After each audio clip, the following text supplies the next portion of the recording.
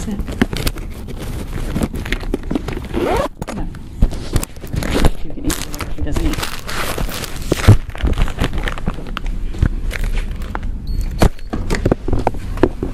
Okay, I found a couple of things. Okay, is that good? Okay, all right. I'm with you. I haven't eaten since this morning. I'm sorry this has taken so long. You are David, I believe? All right. I'm Detective Teresa Sprague, and this is Detective Barb McClelland.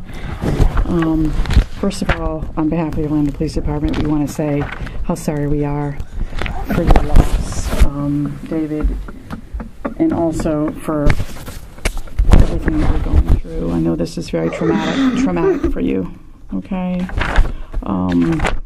And it's just a terrible, terrible thing. So, what time is it? Do you know? It is 21:15. Okay. All right. And I know you've been waiting a long time. We've just obviously had a lot to do to try and figure out what's going on here, okay? And we need your help doing that, okay? All right. Can we just, and if you need to take a break, you tell me, okay? If you need anything at all, you let me know, okay? Okay. We appreciate your patience. I know you've been in this suit, and I can get you some clothes as well. But you understand why we needed to do what we needed to do, okay? Of course, and we want.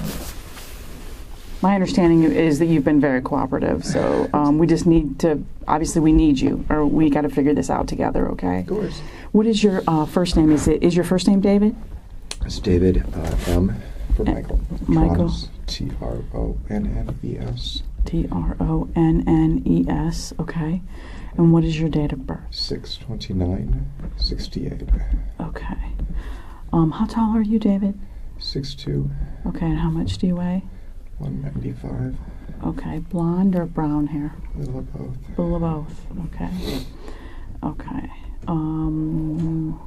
Hazel eyes, maybe? I'll take hazel. Blue, hazel. Okay. They're dirty blue. Yeah. Okay. Okay. And your address is where you were today? 218 East Copeland. Okay. Copeland. And that's a drive? Mm-hmm. And what's the zip code there? 32806. Okay. Is there a home phone? There is. Okay. I can't remember the last four digits. It's 407. The next three are easy. 704, the opposite. And I never call it. The next three are 704? It's 407, 704, and then I think it's 2808. It might be 2406, but I haven't my phone in. Okay. We've had it since we were at Briarcliff, and Shanti uses it for work. Okay. It's her work line. I never use it. Work line. What is your cell, hon? My cell is 407 409 9290. 9290. Okay. And her cell? 321-444-8629. 8629. Okay. And what kind of phone does Shanti have? Shanti has an iPhone 8 Plus. iPhone 8 Plus? Plus. Okay. Is there a code on it? No code or pattern or anything? There is a code when it comes up. It's just ones. So all ones? I think now the new ones are 6. The old ones were 4.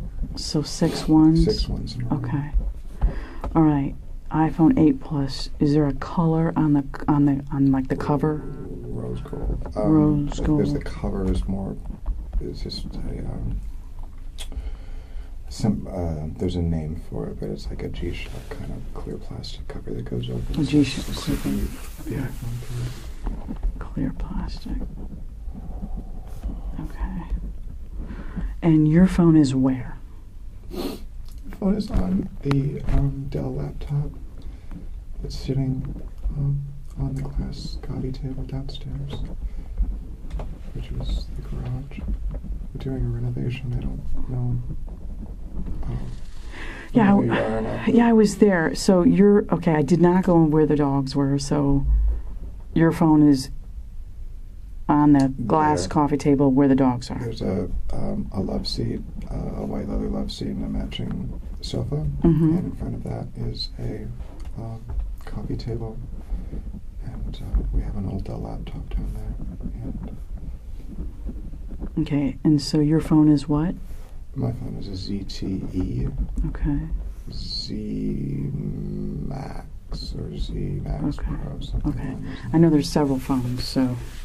I also have another Android phone. It's a Samsung,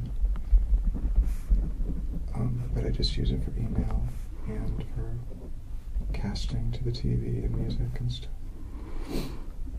Okay. Is there a phone number assigned to it? There's no SIM card. No SIM card. Okay, so no service We were necessarily. just we've been planning into switching. Okay.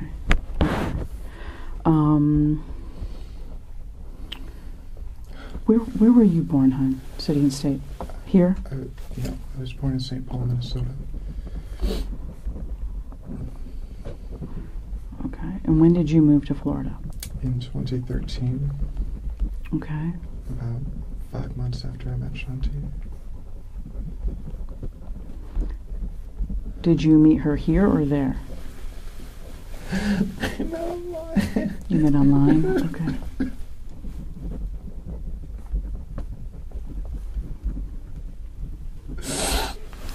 I'm sorry. I know. Take your time.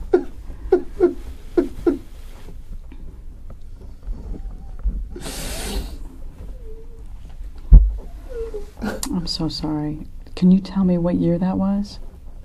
It was 2013. 2013 is when you met online? Yeah. Okay. And about 5 months later, did you move here and move in with her, or just move here? I try to be as accurate as possible. I believe it was the end of September. My mom moved down. She lives in the same gated community that Shanti's grandmother lives in. And we bought a trailer there for my mom, and we moved her in. And then I stayed for a couple weeks and with Shanti, and I flew back and finished up the sale of our house. And my mom's house, I had already sold. Mine, Shanti and I both been married before I got divorced, finalized in April, I think it was. I think it was March of 2013, and then I met Shanti in April. Your divorce was final in March of 2013? Yeah. Okay. And you met her about a month later? What application was it, like? Match, okay. So you guys knew each other approximately 5 years this month. Right.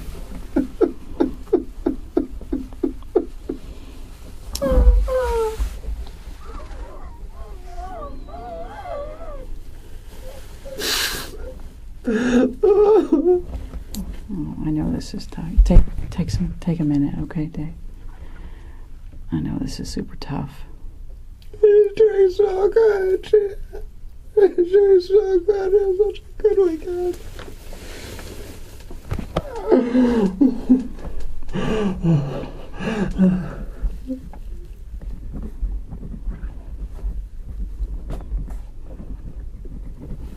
I'd never been more in love. We were so happy.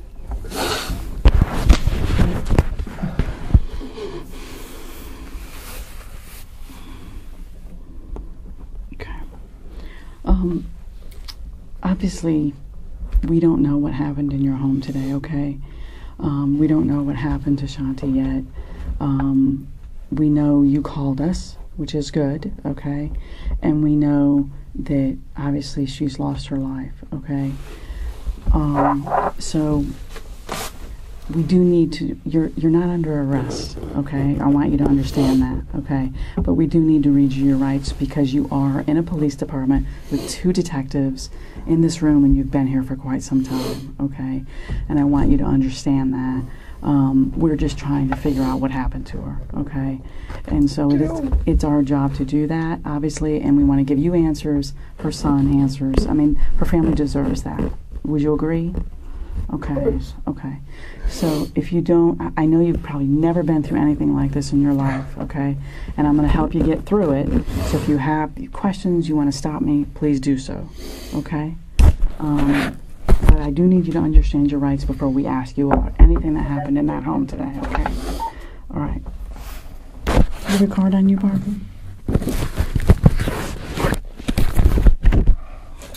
Okay. And I just need you to answer aloud. I'm going to be looking down, okay, David? All right.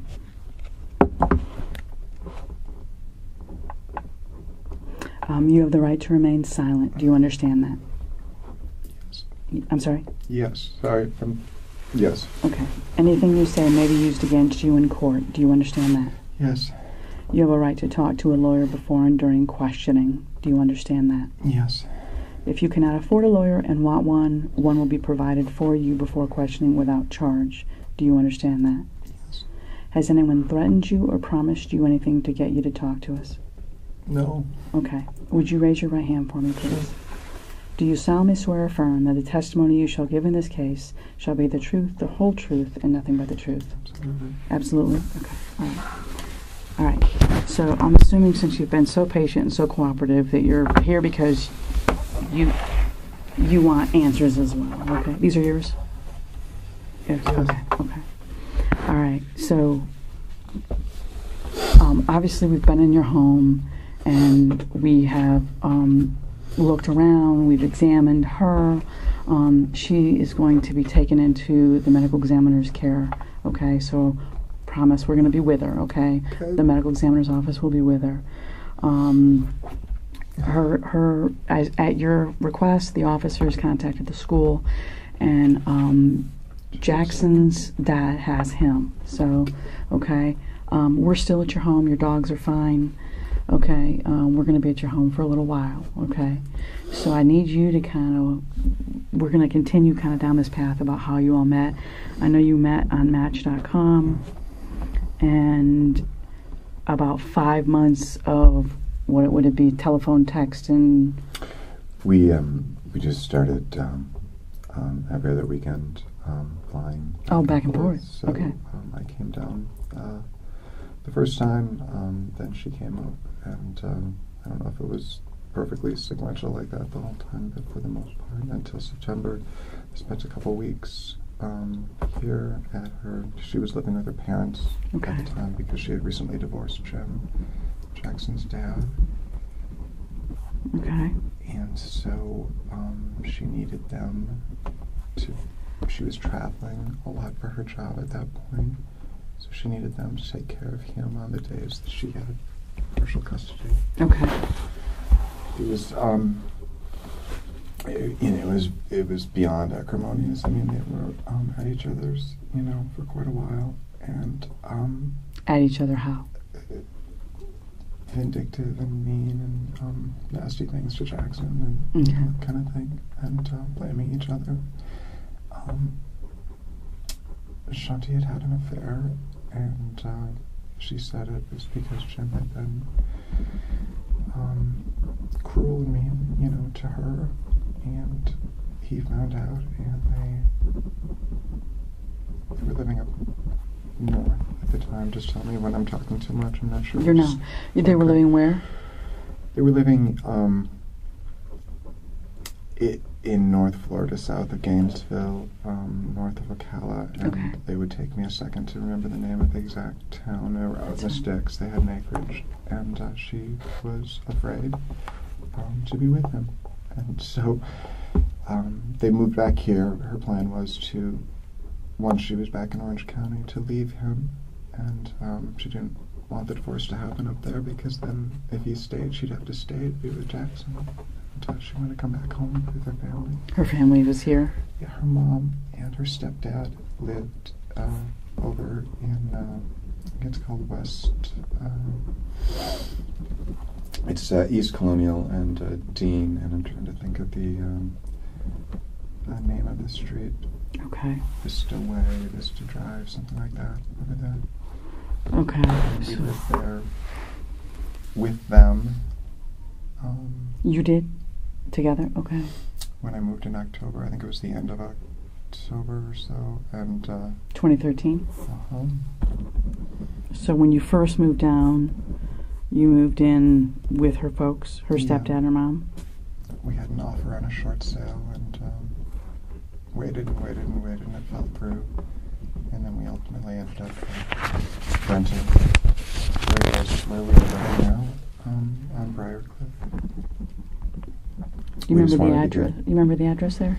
210. I would have to look it up. It's between Summerlin and Eola. You rented a home or an We apartment? rented a home Okay. with the intention of finding a house to buy in the neighborhood. Do you know what years you were on Briarcliff? So we moved out of her parents' home in the spring of 2014, so we were there a little less than a year.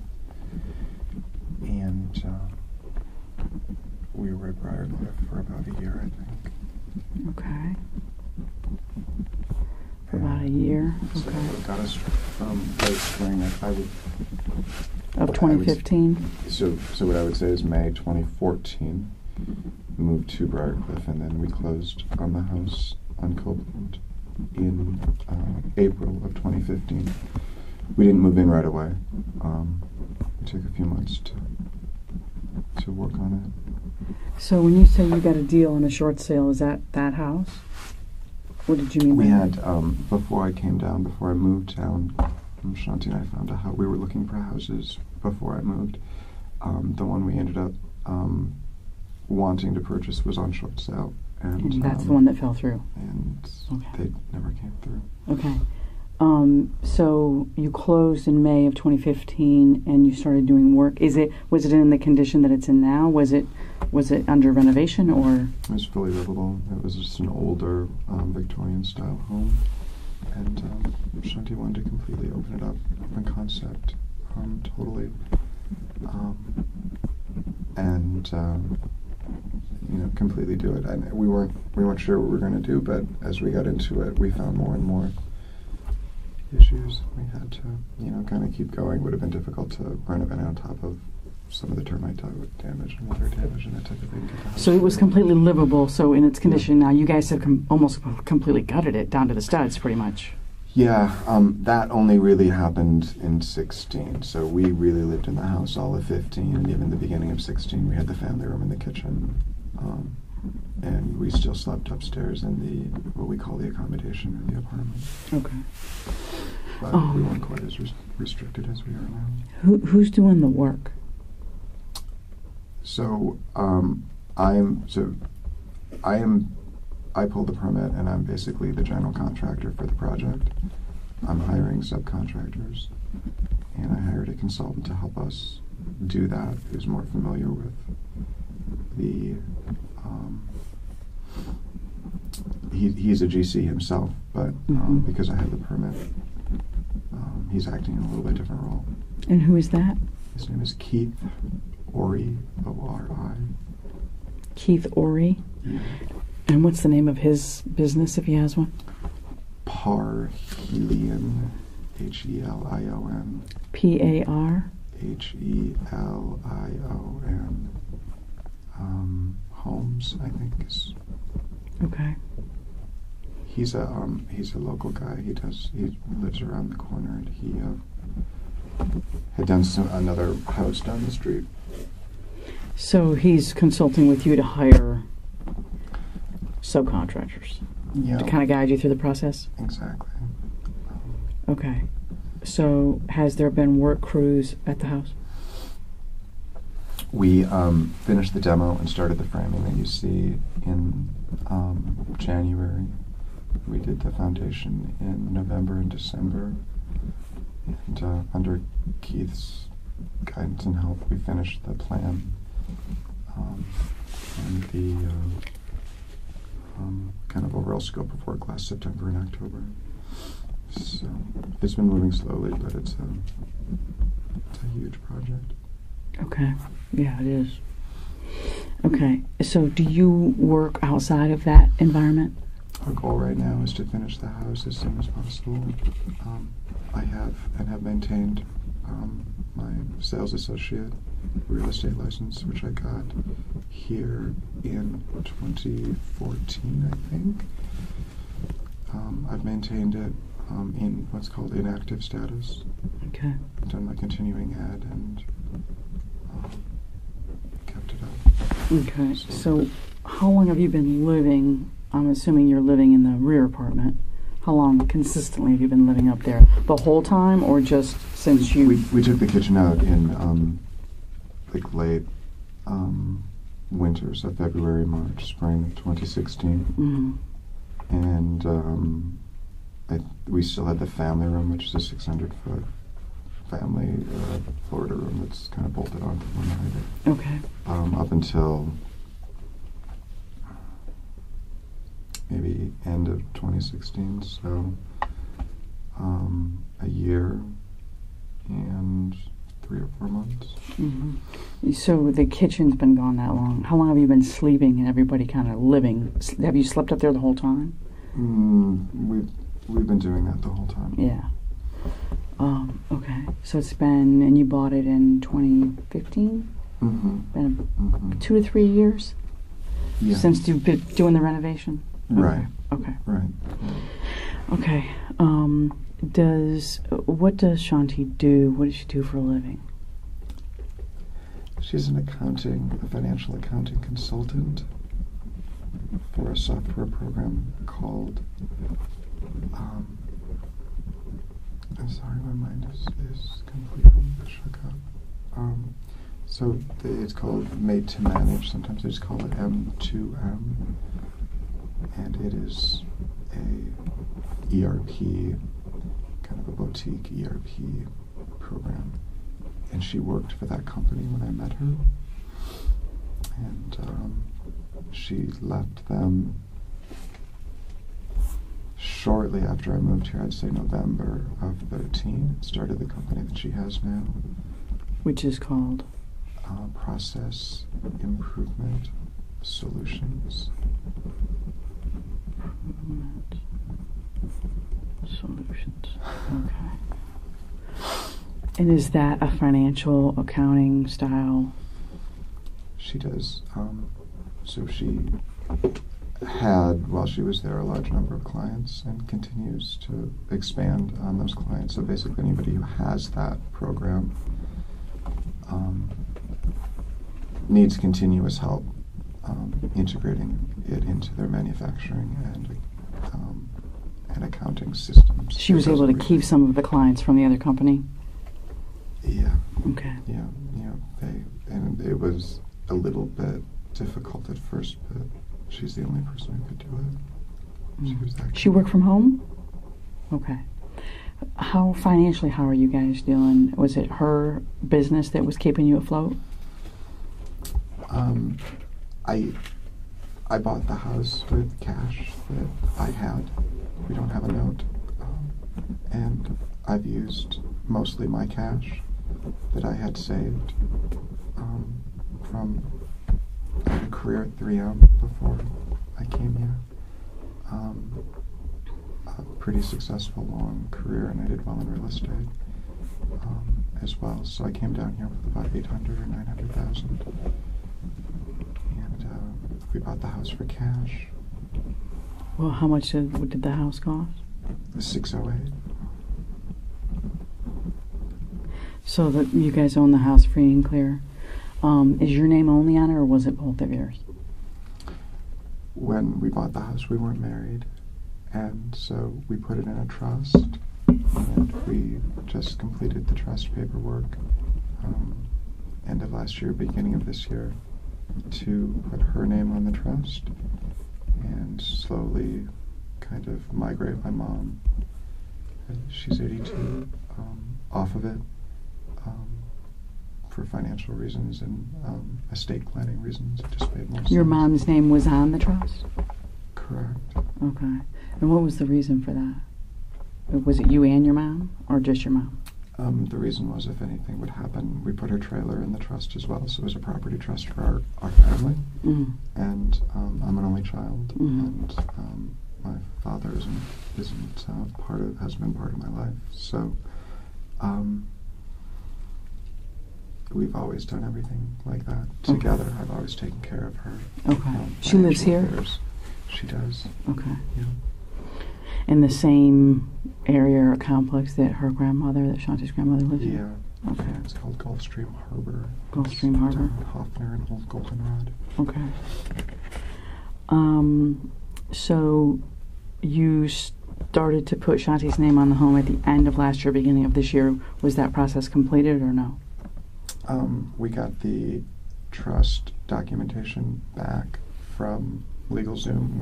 We do all of our legal documents ourselves, and the only thing left to do was to notarize it. We weren't sure because she's also an only child, and Jackson is an only child, and we didn't know who to put if something happened to both of us. So we had kind of talked about it and debated it, and we finally just said it doesn't really matter. Let's just move forward. That's the most important thing. And then, so we did, and we were just getting ready to notarize it. She was going to have it ready. One of the local accounts, who's a notary, that she uses, do that. But that was the last. That was the last step, and then it would have been finalized once it was notarized, or it would have to be filed, or. As far as we're concerned, it was finalized now, but at that point it would have been official. I don't think we filed it before. When we asked about it the first time when we did it, they said it's a good idea, but you don't have to. Okay. And we just basically titled the house in the name of the trust. We thought that was the best thing to do at the time, and Shanti and Jim had a pretty massive foreclosure up at, I'll think of it, I'm sorry. Up in the Gainesville vicinity? So her credit was bad, and she wasn't able to get a mortgage, and she didn't want to be on it at that time. We thought it made more sense to do it that way. Okay. We got married last year. You got married in 2017, what month? In February. What day? 22nd. Okay. And that was here in Orange County? Okay. Okay. And you've been, so once you moved to Florida, you've been living together the whole time, just home to home, just first with their folks, then Briarcliff, and then this residence. Mm-hmm. But you've been together the whole time. Mm-hmm. Have you ever broken up? We had a couple fights. We were living at Briarcliff. Okay. We spent a few nights apart. A few nights. I just went down to the house. Mm-hmm. So not like it was over, it was just a break. Couple days. What were you arguing about at that time? Shanti runs her business 7 days a week. She was very, very busy getting it established, and she felt bad. She was technically fired from MT, which is a parent company of M2M, and she really wanted to make her prove herself, and I think she was their lead consultant. She was their star. They had to fire her for technical reasons because she was doing some work on the side for some of their clients, and they couldn't. Once they found out, they couldn't let it go.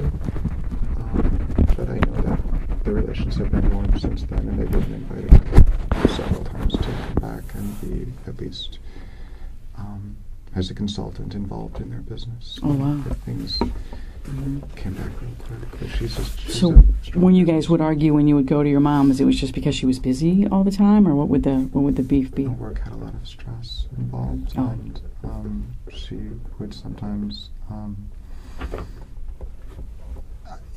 We always agreed, later that she was just overworked and tired, and so she'd get a little snippy or short or yell, scream, what? Just irritable. Irritable. Sometimes it just, that's not really, I don't really do that. It's not really, I'm not just going to stand there and, so I just, I would just say, why don't we take a break, or just let it, a little cool down period, and every time we did it, we came back. I think we only did it twice, but we were stronger. Okay. I mean, we may have only done that once. And has that happened since you moved where you are now? Because now we've got the added stress of the renovation. No, we love it. We love the, we love what we're doing to the house. We love the vision that we had for the house. It's totally, I mean, I know. That made me happy. It made her happy. It was a thing that we did together. Mm-hmm. She wanted to quit her job when we got the house done, or just kind of, slowly phase out of it. And I was going to get my GC license, and we were going to buy and renovate homes. And flip houses. Okay. High-end stuff, yeah. Were you home? You said something earlier. I think you said something about having a great weekend. Were you guys home all weekend, or what happened? Shanti had, to really answer your question, Shanti had her appendix out on February, I want to say 23rd. It was a 10 out of 10. It ruptured and it had an abscess. She sat at RMC for 10 hours with a ruptured appendix before they could get her. And she's been in a lot of pain, and she didn't want to tell Jackson or any of her clients, but she thought, a couple of times that she would really need to take a break, and definitely slow down, and definitely not add a whole lot more work. She could do more if she wanted to. I'm sorry, I can't talk about her in the past. That's fine. And that's very normal, David. That's very normal. Because you're not going to process this for a really long time. So, and I know it feels like a really bad dream. Okay. Keith also does. Our lives are busy. I'm so sorry. I know you're asking simple questions, but Keith does a TV show, Home Improvement. Keith, the guy you mentioned, Ori? Okay. It's called Zombie House Flipping. And in March, he asked us to be on the show, have our house be one of the homes featured, which meant that we would get a lot of what they call trade-outs and promotional sponsorship to do. Any financial incentive to do that? Big. That's what they call trade-out. I'm sorry, that's what they call trade-outs. So there are sponsors. That's one of the things I was working on yesterday, was putting together a list of the sponsorships, the windows, doors, cabinets, and so maybe instead of getting granite, you get quartz, or maybe instead of getting, middle range cabinets, you get high-end stuff. And we're also working on kind of just an amazing open concept stairway in the middle of the house that was going to go all the way up to the loft. And that was coming together. Keith had given us the assurance on Sunday that we were officially on the show. We were super, super, super excited. He told you just this past Sunday? Yeah. So they hadn't started filming yet? No, this is a long process. This is a long, long process. When did you expect that to start? He told us that they would be starting on May 7th. And so they'd come in and start filming? Mm-hmm. Would they film you all or just the work? No. Yeah, it's just the house. They're the stars. They come in,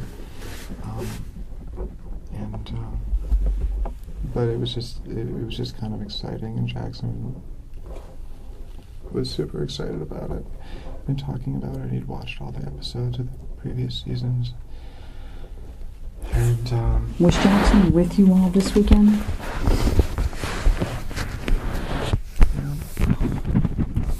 He had a sleepover, so we had him Friday. We have him every day after school. And Jim takes him on his weekends and his evenings. So you guys had him Friday, and then Saturday he was at someone's home?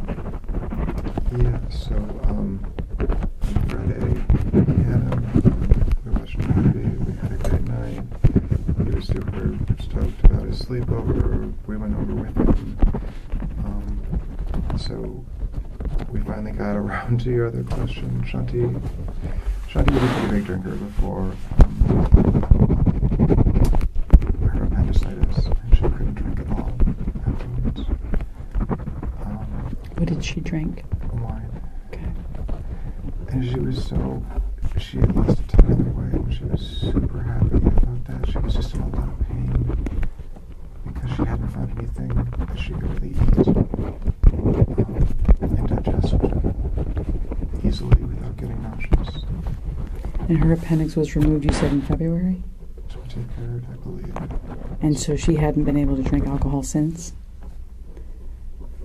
She couldn't tolerate it, or she was told not to? I wouldn't tolerate it. I was told not to, both. Both? I mean, it wasn't appealing because, it's like you have a sip and you feel sick, so it just... Mm-hmm. But we were doing great. We were both, in it. I was supporting her. Were you with her at ORMC when her appendix ruptured? I brought her to the hospital, yeah. Okay. And stayed with her the whole time. How long was she inside ORMC? Was it just overnight, or? That was a Friday. And she went to her primary in the morning. Primary said turn around and go to the ER immediately. She came home. We packed up a couple things. I drove her over there at 12:30 or 1. And we sat there until almost midnight. And it ruptured before she was seen? It was ruptured when we got there. And, it's quite as much as you can know without, being inside. And it was one of the biggest bonding experiences that we've ever had. We felt closer than we've ever felt. And drinking both of us was a great thing. We were both getting healthier. And you slowed down because she couldn't drink? It wasn't any fun. Yeah, I drank. When I met her, I didn't drink at all. And I just did it because she liked to do it, and it was fun to do together. But it wasn't something to do alone, really. Mm-hmm.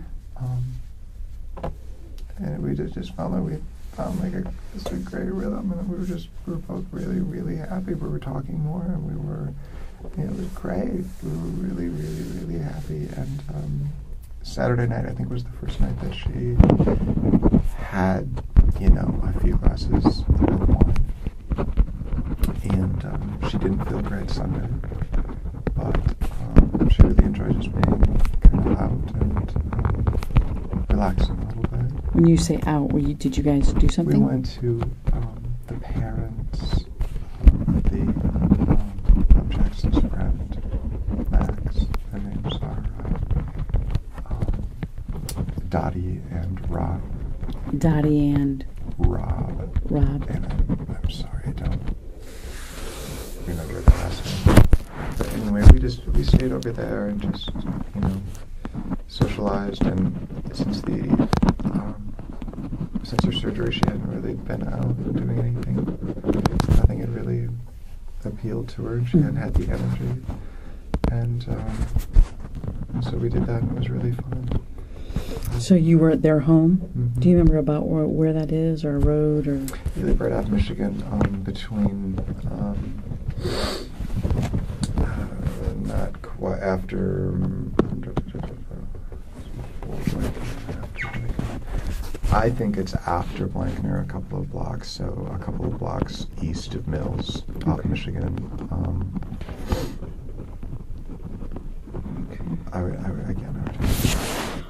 Do you know how late you stayed? Yeah, I think we were there till around midnight.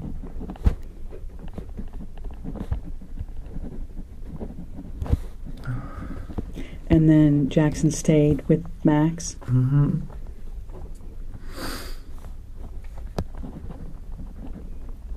Did you go out anywhere after that? Mm-mm. Came straight home.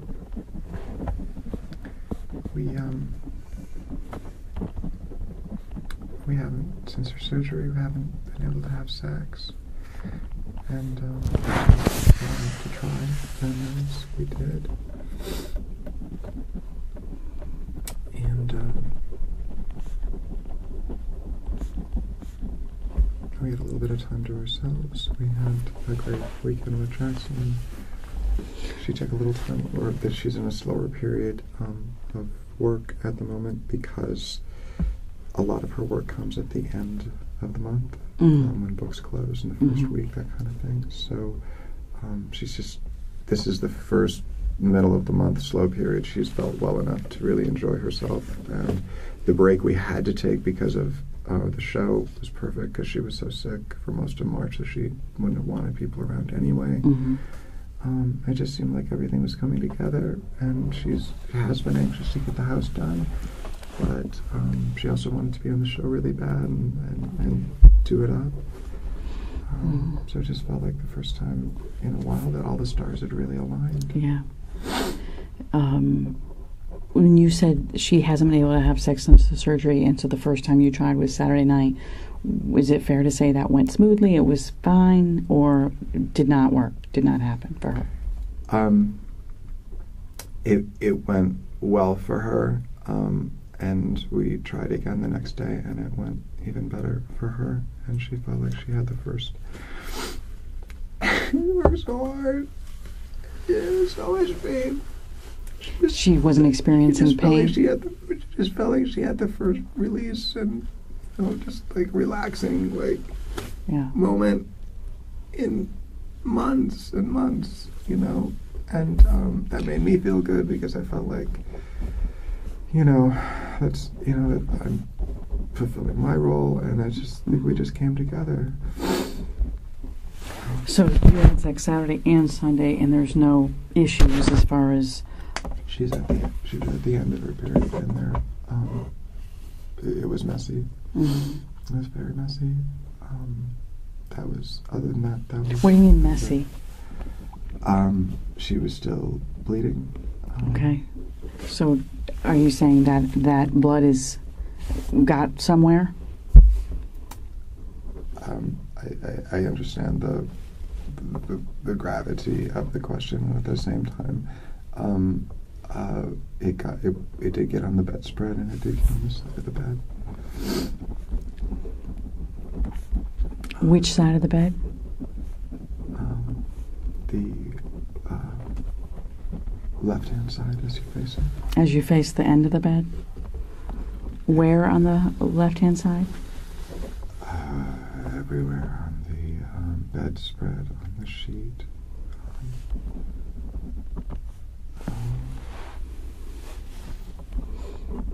So, is there something covering that up now, or no?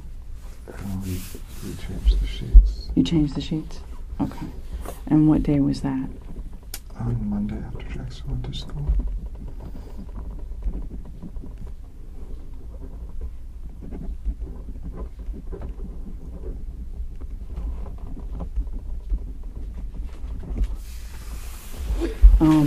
So those have already been washed, or you put them back on the bed, or what happened? Those are washed. Those are washed. Are they back in the bed now, or are they folded somewhere? They're folded. We put a new set on. A new set. Okay. So there shouldn't be blood on the bed now, or is there? There shouldn't be. She was bleeding when I brought her out of the tub. I brought her into the living area and set her down. I didn't know how bad she was injured. I had a towel. She was bleeding. I tried to wake her up, and when I picked her up, when I pulled her, she bled more. I tried to sit her up. She had. At first, I tried to do CPR. But she was stiff, and she had water. And when I pushed her, blood came out and water came out, and she was bleeding on the side of her face. Okay. I wiped her off. I tried to clean it. I tried to open it. Okay. Sounds like you tried. Okay. We'll get to there. We'll get to that, David. The rest of Sunday. So she's at the end of her period. I understand. So you were saying that there was some blood there. I would guess there is blood there. I would Okay. guess there is. I would guess there is still. We picked up the sheets and we wiped it off, but Okay. we didn't. Okay. But was she? But I imagine as a woman, as we are at the end of your period, you're wearing. Normally to bed, you wear like underwear and a pad or tampon, or etc. So if she's at the end of her period, she should still be. This was during sex, is what I'm saying. No, I'm saying after that though. Like when you're not Definitely having was. sex and you're in bed, Correct. you'd have like underwear and a pad on, tampon, whatever. Correct. So you don't bleed in bed all the time or bleed in your no, clothes or absolutely. whatever. So Absolutely. normally you'd have some sort of feminine protection on if you're not having sex. We normally Is put that a fair? towel- yeah, and we normally put a towel Down, yeah. down. As is a lot what of we couples try to do. That's Mhm. for me. So we don't have to clean that up. Mm-hmm. But we ended up getting everything everywhere that night. Okay. So on Sunday, Jackson's still She was coming livid. home. She was livid. She couldn't get a hold of Dottie. She's not answering her phone. She's not, responding. she couldn't get a hold of Dottie to bring him home, or what? They had made kind of a loose arrangement. We only have Jackson half the time, so it's kind of a, for us, we're happy that he wants to do a sleepover and go, but we really want to get him back and enjoy the day with him. So she wanted to get him back as soon as possible, and she didn't know what their plans were. She knew they were planning on going to Universal, and she was worried that he was going to want to do that, and that he wasn't going to come home until 5 or 6 or 7, and we were going to go a couple days without seeing him, and then, school would start again. So she was a little bit excited about that, and that was it. But we had the whole morning to ourselves, so we tried again, and she had, as I said, the kind of quality experience that she needs. That's just that's who she is. So you spent Sunday together. Mm-hmm. Okay. Did you go anywhere? No, they went to. So she ultimately couldn't get a hold of them, so she just went over there. She got Jackson and his stuff. It was cordial. They were just playing at a neighbor's. But I think they went after that to Publix to get some food. They came back, and we just did a family day in the pool. And So you didn't go with her. She went to get him. And did you stay at the house, or did you go somewhere else? I stayed at the house. Okay. And which Publix did she go to? I believe the one we always go to. It's Orange Avenue, but there's a name for the plaza there. Orange and Pine Lock, or where? It's the one just off of Michigan on Orange, but there's a name for it. South. I'll think of it, but the name of that plaza is called South something. What time would she have been at Publix?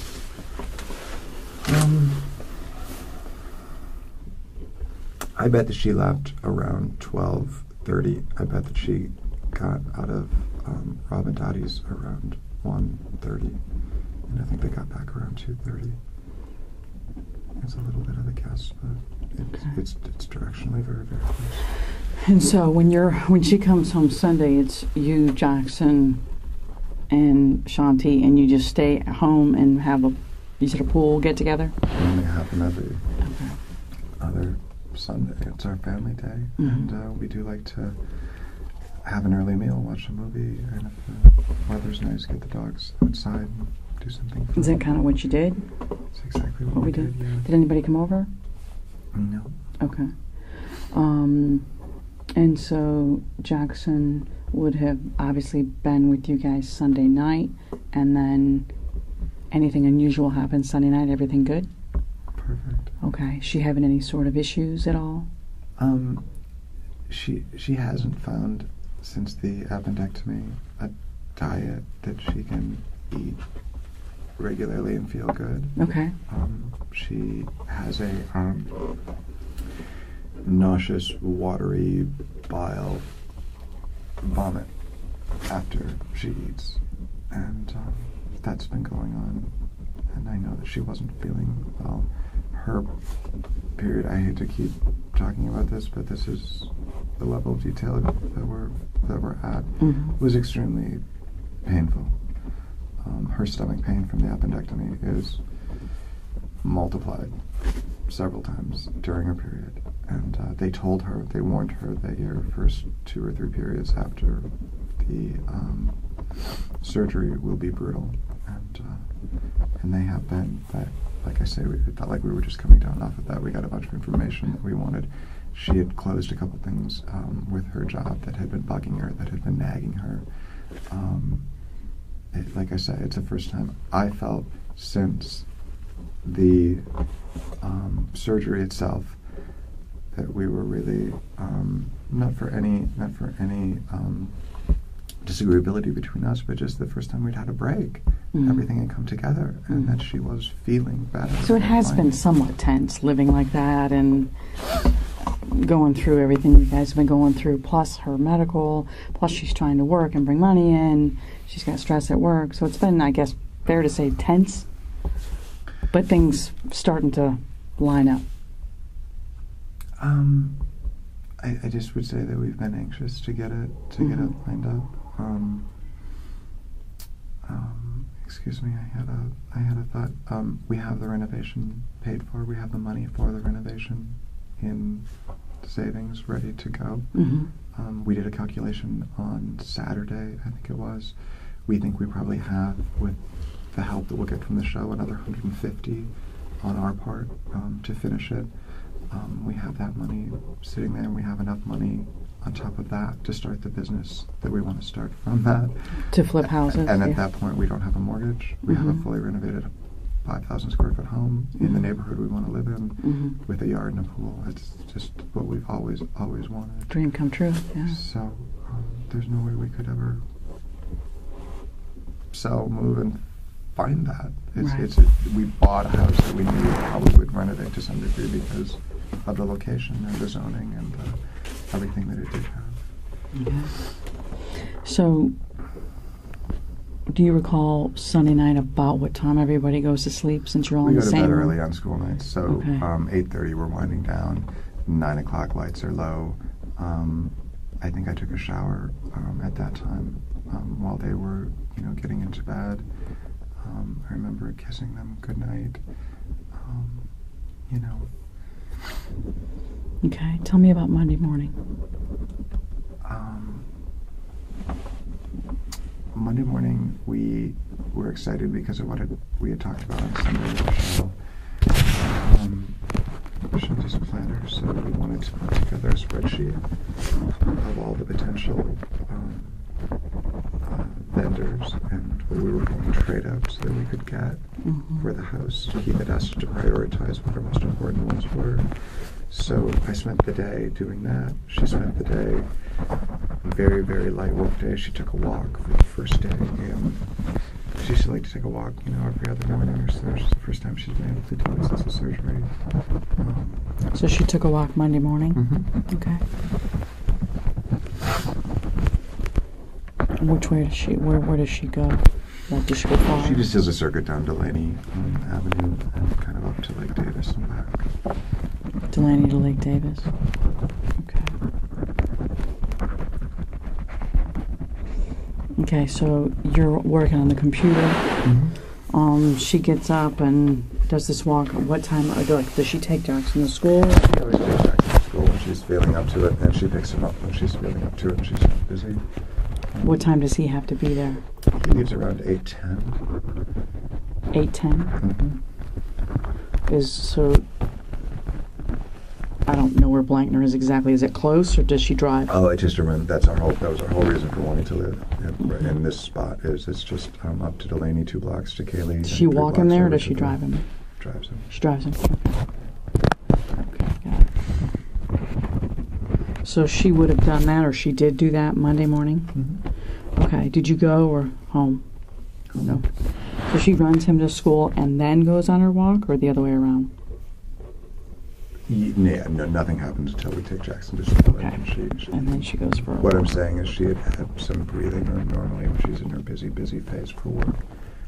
She's on the phone when she comes back, and she's on the phone until dinner. But it's the end of the month, that whole thing. yeah, in this thing, she comes home, she's relaxed, she's got a night's sleep, and she has the time to go do a walk. And then we strategized. I showed her the list that I was working on. I think I worked on it until 2, 3, and then I exercised the dogs, and she went to get Jackson.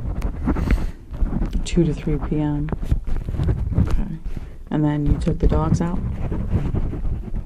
to go for a walk? I did take them for the walk, and our dogs swim in the pool almost every day. Okay. So I take them in to do that. We usually spend 45 minutes or an hour, and I think after school that day, Jackson was also out there throwing the frisbee as well. She picked up him or Jackson what time Monday?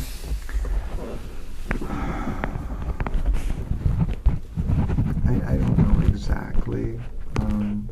I would say it was earlier than 4:30. I would guess it was probably around 4. She had to go to the post office. She had to get. She picks up checks from her PO box. She went to the bank. She picked up what? Jackson? Her Post office, you said? Bank? Her clients. She bills her. She does all her work around. Her clients send her checks. She goes to the bank, to the post office to pick them up. She has a PO box there, cashes the checks, deposits them, goes to get Jackson, and I think they, if I'm not mistaken, I think they might have stopped to get something that day as well. But I think they got home around 4:30, and I think she left around 3:30. So I don't know exactly Do you when remember and if if she picked him up. Do you remember if you were home when they got home, or you were there with the dogs? Sometime it was. Okay, so tell me about Monday night. What happened? What did you guys do? Does he go to his dad's, or? Monday night is Jim's first night in his new job, or his first day in his new job, and so he ended up picking Jackson up early. I think Jackson was only there for a very short time, and so they went upstairs to work on his homework, and then we get a text from Jim that he's coming shortly or is on the way, and they came downstairs. And Jim, as I said, I was just pull into the end of the driveway, and Jackson would go meet him, and we would walk him down there. Shanti would normally do it. Sometimes I would do it. Okay. So do you recall what happened Monday night, if that was you and Jim or Shanti and Jackson? Did you do it? Did you all do it? I was in the pool with the dogs. You were in the pool with the dogs? Okay. I already know because Jim has a loud truck, and I heard it outside. What kind of truck does he drive? A white Toyota Tundra. And when you say it's loud, is that exhaust or what is it? Like an aftermarket exhaust. Aftermarket? Yeah. It's meant to be loud, it's not. When I was a kid, you might have just be loud. This is intentionally loud. So you heard him arrive? Okay. And so he goes with him sometime in the early evening or late afternoon? 6 used to be the normal pickup time, and I think he was there shortly after 5. So. 5 p.m.-ish. Okay. All right. And then do you guys go anywhere, do anything, or you stay home? I think we made dinner together.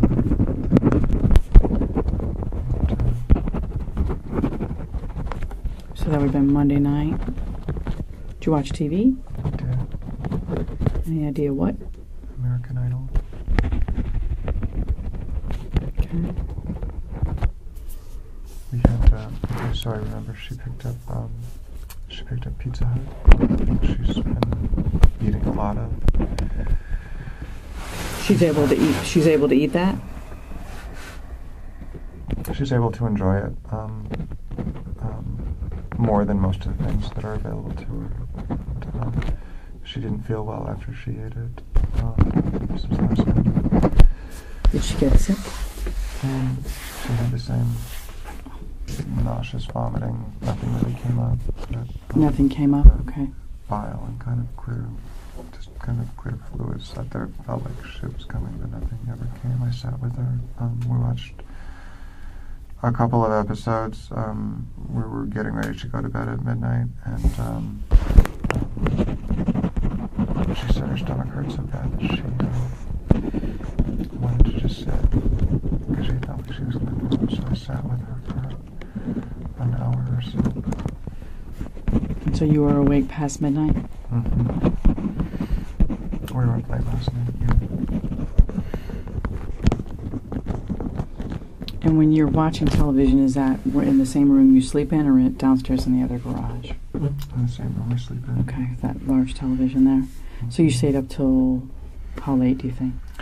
I think we turned the TV off around midnight, or shortly thereafter, but we stayed up, and she was just sitting in the bathroom because she felt like she was going to be sick. She was sitting in the bathroom? I was sitting, I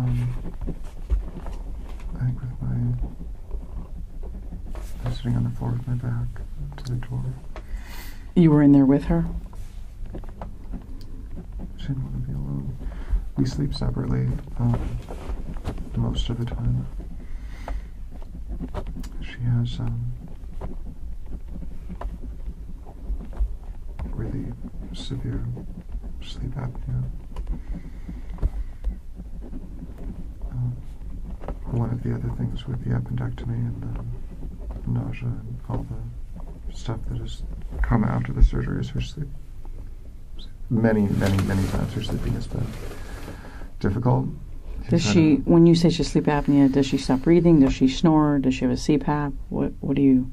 All of the above. She has a CPAP, but she doesn't use it because she can't sleep with it. It keeps her awake. So she sleeps without it, but she snores a lot and she wakes up frequently. So where would you sleep? I sleep downstairs.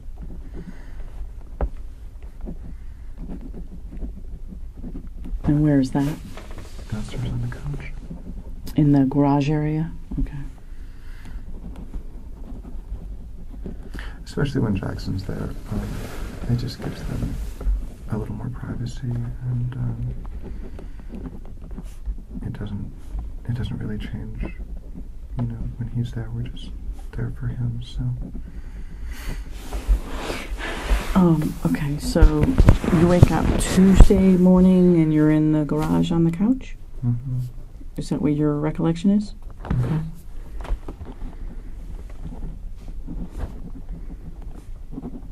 What time did you get up? I woke up before 7. Before 7? Probably 6:45 or so. Okay, and what do you do? Tuesday's garbage day, and we got a ton of rain the night before, so I went outside. I can't remember exactly what I was doing in the courtyard. The pool was full of leaves from the magnolia. I know I cleaned the pool out. Took the dogs out. Did the dog stay there in the room, same room with you the night before? Mm-hmm. Okay. All right. What next? She had said, I don't think either one of us had really, gone to sleep much before 2 the night before, so she said she was going to try to sleep in a little bit, so I didn't. I usually wait for her to come down. She came down after 7 o'clock, probably almost 7:30. She hadn't been awake very long. She had a cigarette. She said she wasn't feeling very well. Was she smoking it? Pardon me? Was she smoking a cigarette? Correct. What does she smoke? What kind? American Spirit menthols. Do you smoke? I occasionally smoke. Again, it's kind of a social thing to do with her. And she works hard. She works all the time, and so she'll come down, sit on the porch, have a cigarette, and if I'm in the garage from there, she says, "Come sit with me, talk to me," And that would normally be, you know, just kind of a social thing that we would do together. But I used to smoke when I was younger, but I don't smoke regularly now. I don't buy packages. You'll once in a while what? Share one or bum one from her. So when she came down, did she come down into the garage where you were, or out by the pool, or where? We sat. No, she always smokes outside. She never smokes indoors. Okay. So she sat down where she always sits, which is on the edge of the little outdoor. I was going to call it a chase, but it's just a little. It's the brown wicker with the beige cushions that you see just on the other side of the grill. Okay. And she had chipped her tooth the day before, and she had made a dentist appointment for this morning, but she said she wasn't sure if she wanted to go because she didn't feel good and she didn't want to have anesthesia and all of that. Who's her dentist?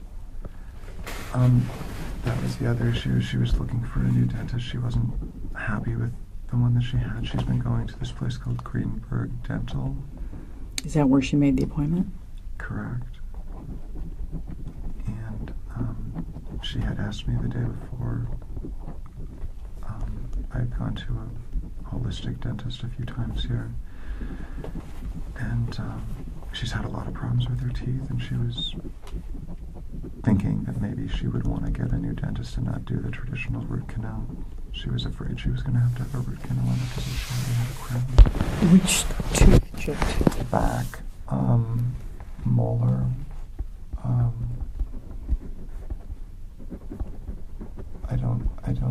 I believe it was probably the upper left. She said it was uncomfortable. She rubbed my finger over it just to show me how rough it was. Does she have a root canal there now? She doesn't have a root canal there now. She said she had a crown. And she said the doctor told her last time that if she didn't fix the crown, replace it with a new crown, and it cracked, there wouldn't be any tooth there for her. And she was upset because now she felt like they were going to have to drill in and put do something more severe. And she was still in a lot of pain from the surgery, and she didn't really want to go through oral surgery. Right. So how did it crack? Did she tell you? She ate. It was while she was eating lunch. She was eating tacos. On what day? Monday. And she felt it crack? Yeah, she spit it. She came down and goes, "My tooth is cracked." And she had it in her hand? She immediately made an appointment, yeah. Showed it to me.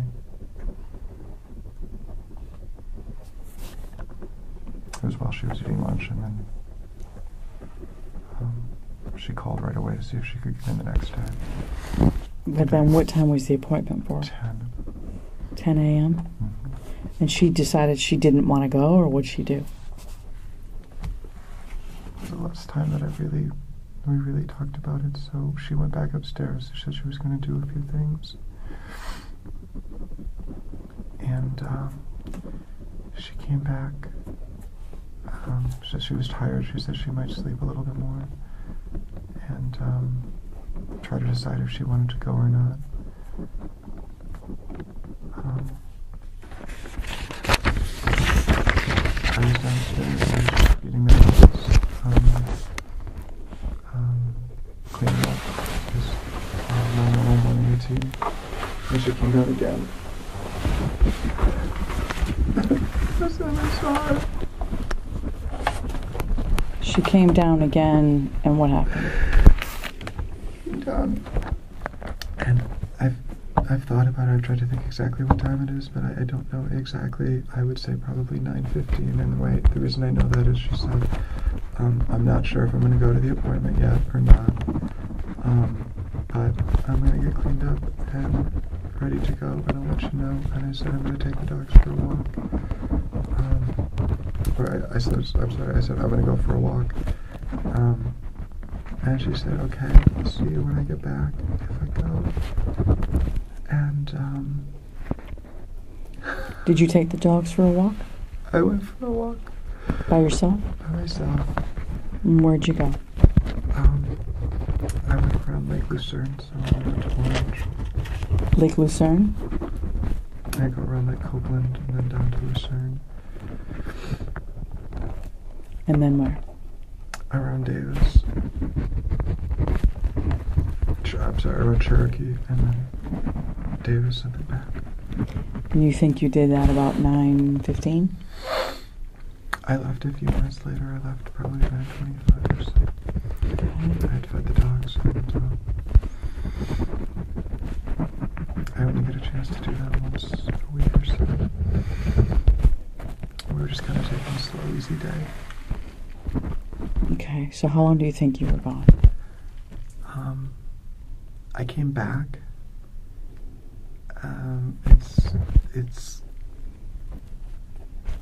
It's at least an hour. It's probably 10:35, 10:45 would be real close. Okay. And both cars were still there, so I assumed that meant that she had decided not to go. Which cars? Both of our cars. Which are? Toyota RAV and Lexus RX 330. Toyota RAV4. RAV4. What color? White. And then you said a Lexus RX 330. RX 330. What color? White.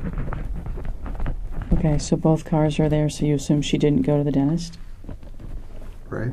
Okay. She could have gotten back in, in an hour? For Series. crown. Mm-hmm. So, I told her earlier that I was going to take the dogs to the park. I take them to Park of Americas to let them run and play frisbee. Park of Americas? Mm-hmm. It's on Andis, just off of 408. On Andes? Right. Okay. You told her you were going to do that? Which vehicle is yours? She drives. The Lexus is technically titled in my name, and the RAV she's had for a long time, but she doesn't drive the RAV anymore. She only drives the Lexus. And we basically only use the RAV when we have the dogs or we're doing something else. So I took the dogs for a short walk. I did a couple things around. I was thinking about the stairway, and I decided I did a couple measurements for the stairway. I walked the dogs just around the block to give them a chance to go to the bathroom. This is after your walk. Mm-hmm. Okay, and you took measurements in the main house? Mm-hmm.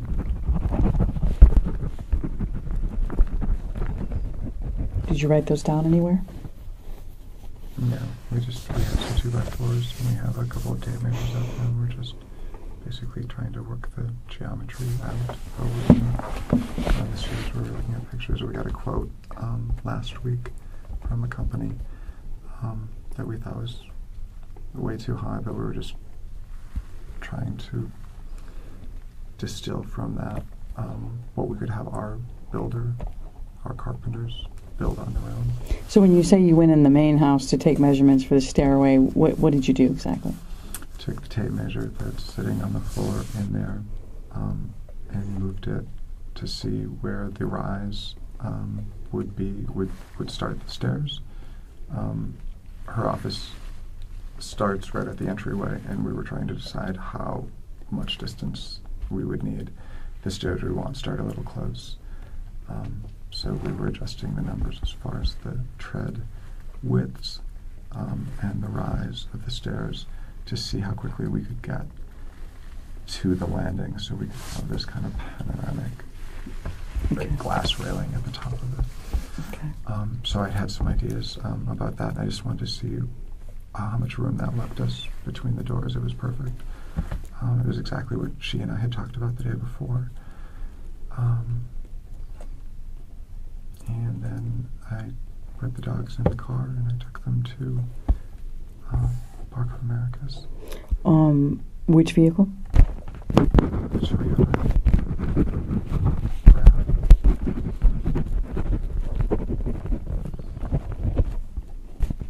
And you took them to Park of Americas about what time? So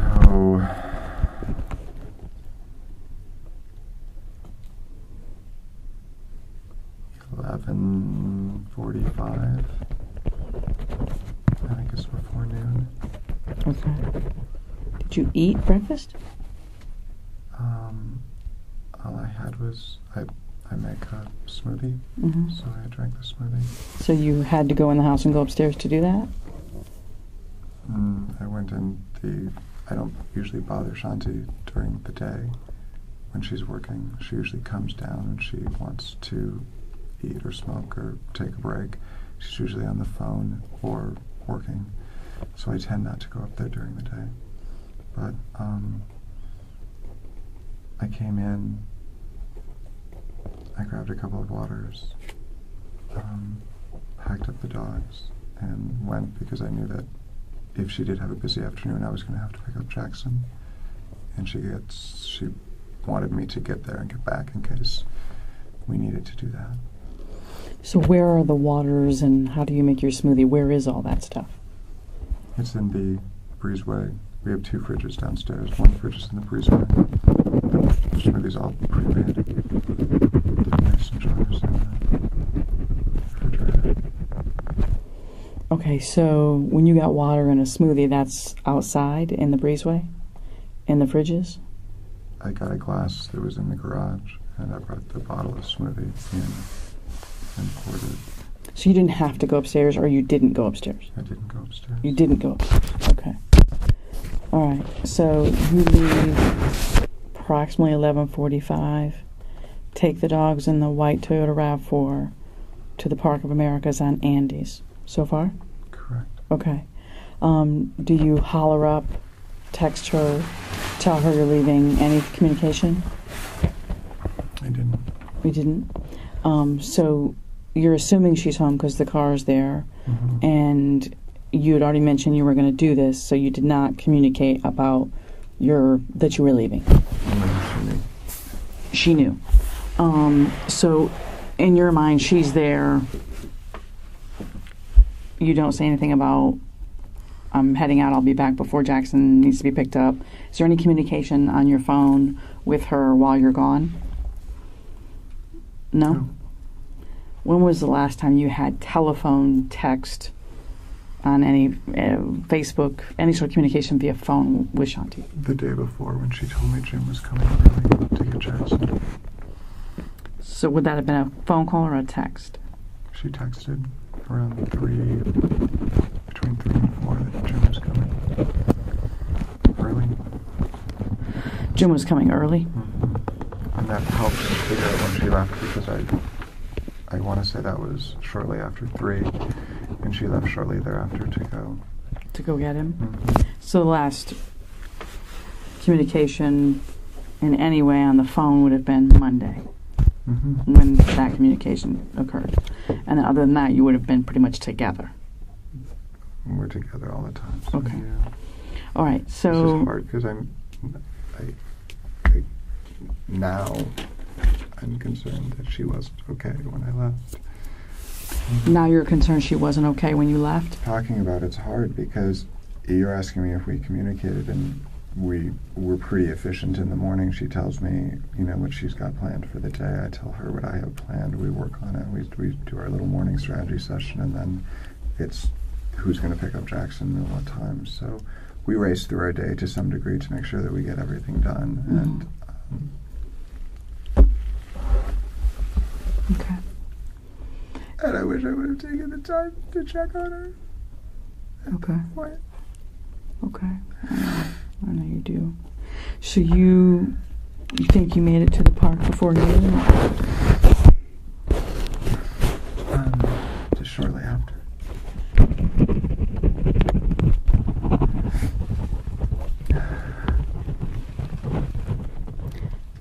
Is anyone with you? Just the dogs. Just the dogs? Okay.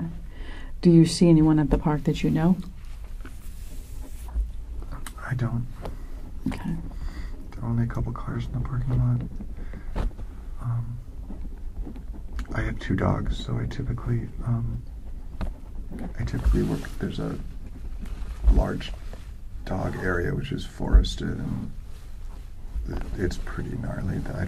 There's a lot of unstable dogs, and there's almost always fights. And there's a small dog area next to that. I tend to work the dogs there. If there's nobody around, and a lot of times that's another reason for going that time of the day, is there's usually very few people there. Mm-hmm. But there's a big field off of that between a little reservoir. I don't think it's a lake. I think it's just a little reservoir with a walkway around it. And there's a big field between the playground, the lake, and the small dog park. And that's where I bring Charlie and Dolly. Okay. And so you kind of let them run, do their thing, enjoy the park. How long do you think you were there? We were working pretty hard. I think it was an hour and 45 minutes, because I don't think I got home until 2. Did you have communication on your phone with anyone in that hour and 45 minutes? No. Did you text anyone, call anyone? Were you on Facebook, commenting, liking, posting? I don't do that, no. You don't do that? Okay. So you don't think was your phone with you? I take I have a little blue cooler bag, and I think I just threw the phone in there, but I didn't text or call anybody. I missed that. You said you have a blue cooler bag? When I go, I take all my personal belongings and I put them in there. So I put the water bottle in there. I put the keys in there when I'm out in the park with the dogs. Gotcha. And my phone, and I usually bring a treat for the dogs. Okay. Reward treats for the dogs. Their Frisbees. Sometimes I take a big shoulder bag with some other stuff for them. But, so you took your phone, but you didn't call, text, or do anything online? Mm-hmm. Emails? Anything at all? Okay.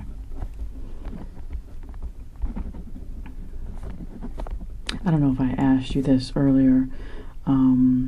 Is there a code for your phone? No. There's not a pattern or any sort of lock on it? Mm-hmm. No? Okay. No. Do you receive any calls while you're there? No. Okay.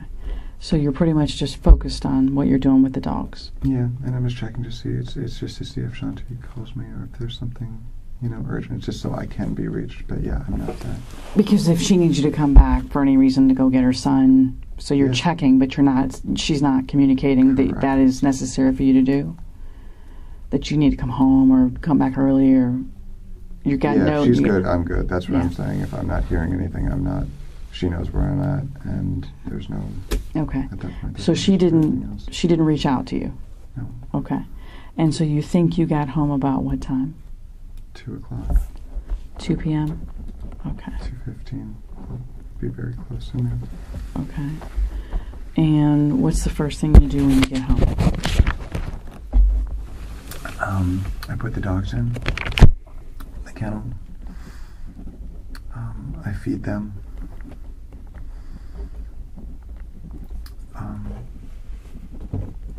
And Sunday I had moved a couple of plants, and I went out to check on them because it had rained really, really hard last night.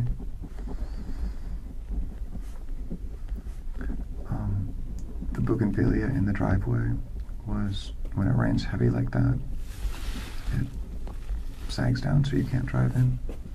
So I take the pool brush on the end of a pole and I push it back to get it back up and in there, kind of locked in.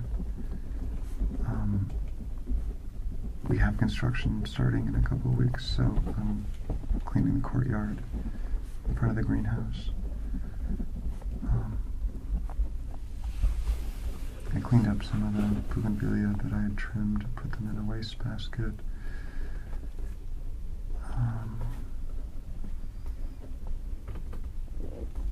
I flipped the pool pump on. I cleaned the pool out again, full of leaves, and scrubbed it. So you cleaned the pool twice, and you fed the dogs twice?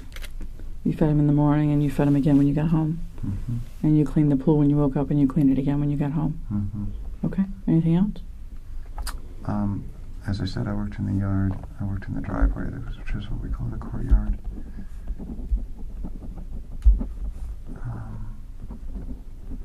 Anybody come by?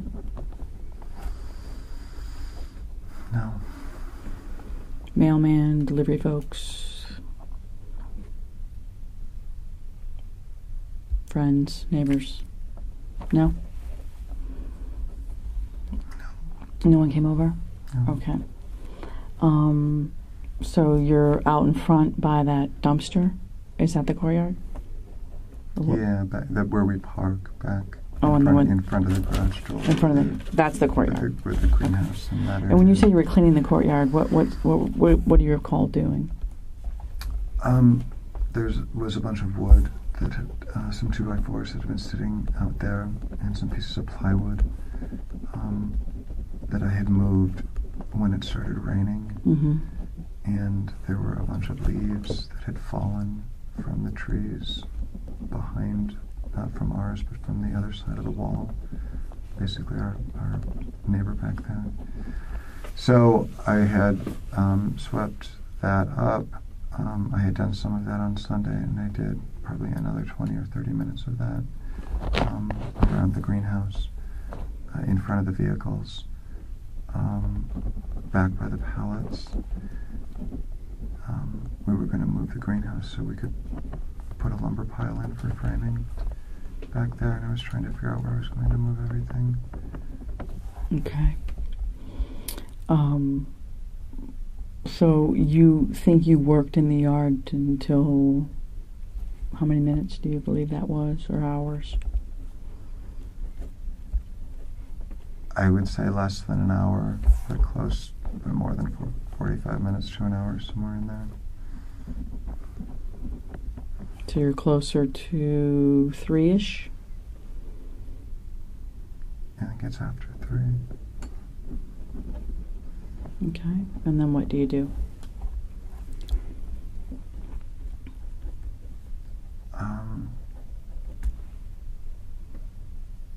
That's all that I can remember until I went upstairs to see when we were going to pick up Jackson.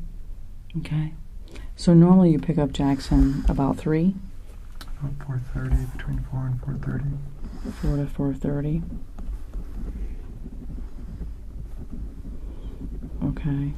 So I was just checking. I was going, since I had had the dogs out, normally what I do after that is we put them in the pool for a few minutes to get the fleas off them from the park.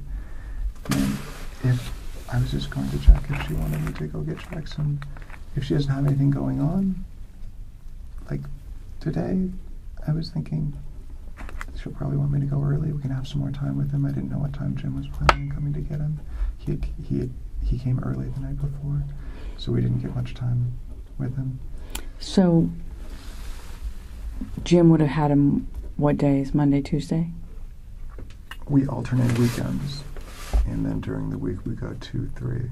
So we have him 12 days. We see him at least after school 12 days in a row, and then Jim has him on an exclusive weekend. Then every day during the week we pick him up after school. Okay. And if Shanti's busy, sometimes we will wait until 4 to 4:30, and if Shanti's not busy, then we like to get him a little earlier than that, but he likes to stay and be with his friends for at least 30 or 40 minutes. So Does he have an after school program, or is he just sitting there waiting? Aftercare with YMCA. Oh, aftercare YMCA. It's structured. Okay. So about 3-ish, 3:15-ish, you go upstairs to find out what the plan is to pick up Jackson, right? Mm-hmm. Is that accurate? Okay. Mm-hmm. So about 3 to 3:15. Okay, and what happens when you enter the home? Is anything unusual when you enter the garage apartment? So I could hear the water is running, but it's not running.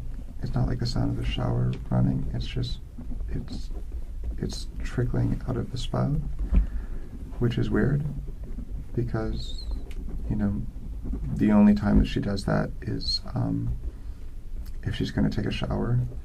She would do that to heat the water heater is affixed to the outside of the main house, so it's a long run to get up to that bathroom. It takes a couple minutes, so she normally turns it on, then gets undressed, gets her clothes, does a few things, and then jumps in after it's hot and steamy. But I don't see her, and so we always, when we step in, we always say hello at the bottom of the stairs. So I listen, because if she's on the phone with a work call, I don't announce myself. You know, I just walk upstairs. I didn't hear her, and I could hear the water. I couldn't hear her. I knew something was wrong. And that's when I went into the bathroom, and that's when I saw her. Because you heard the water and didn't hear her, you felt something was wrong? One room. I went upstairs. I don't hear her talking on the phone, so I say hello. I don't hear anything back. I can hear water running. She's not saying anything. It doesn't seem right. Sometimes it is hard if you have the water running to hear somebody out there, so that was my assumption. Okay, so it's one room. You don't see her? Until I get to the bathroom. Okay. Yeah. Is the bathroom door open or closed? Open. Open? Okay, and so you walk toward the water that you're hearing? Yeah, I walk into the bathroom. Okay, and the door is open, and what happens? What do you see? I see her laying with her head in the right-hand corner. The water is running, but I don't think the drain is closed, because if it was, it would be going over, right? So the water's like half full. She's submerged partially, but she's also partially not submerged, and one of her legs is kind of sticking up and out a little bit, and it's just extremely awful, and it doesn't look natural. Obviously she fell or something happened, and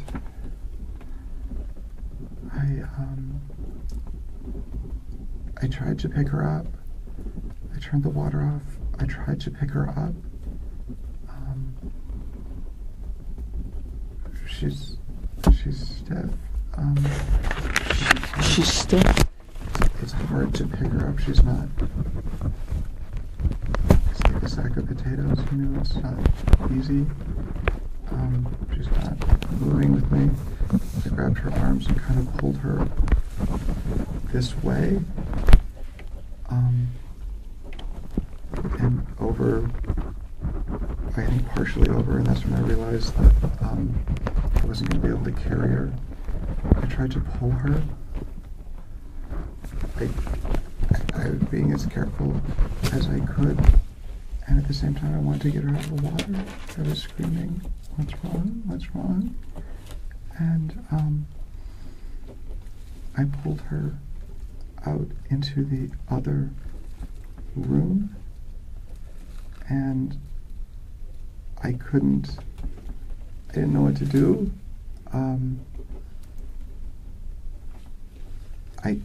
It was hard to move her that way, so I turned her and I held onto her wrists. I thought that I still think that there's something I can do to help, and I'm kind of moving her, trying to get her, to shake her a little bit and trying to get the water out of her lungs.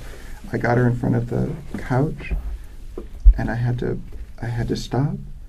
I put her down, and I tried to lift her head up to kind of clear, I guess it's the thing you do if you're going to do CPR or something. She's not responding. She has blood coming down her face and on the side of her body.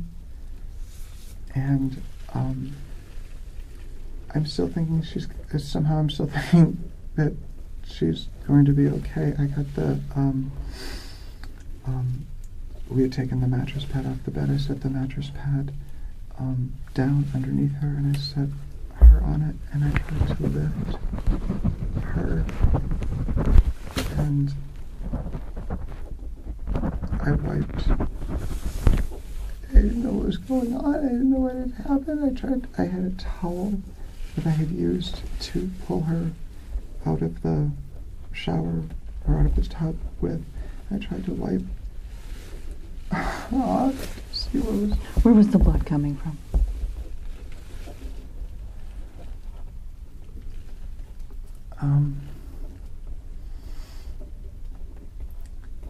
The left side of her face, here on her cheekbone. Is that the right side?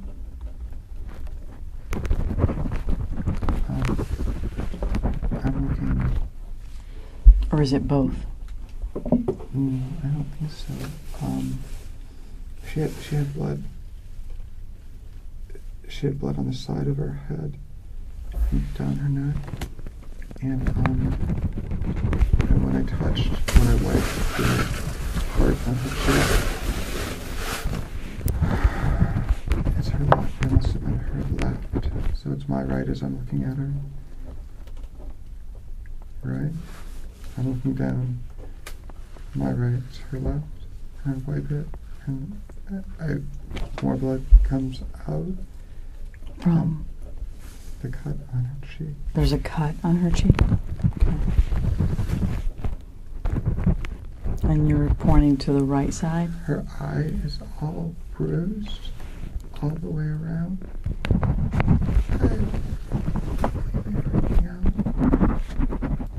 So you notice you're pointing to your right. Is that her right? No, her left. Her left? So you're saying her left eye was bruised? And that she has blood coming from a cut on her face? Underneath that eye. The same side. And she has blood along under her nose. Okay. I'm going to back you up just a bit. The water in the tub was tinged with blood. And you said it's hard. How full was the tub? It wasn't flowing over the top.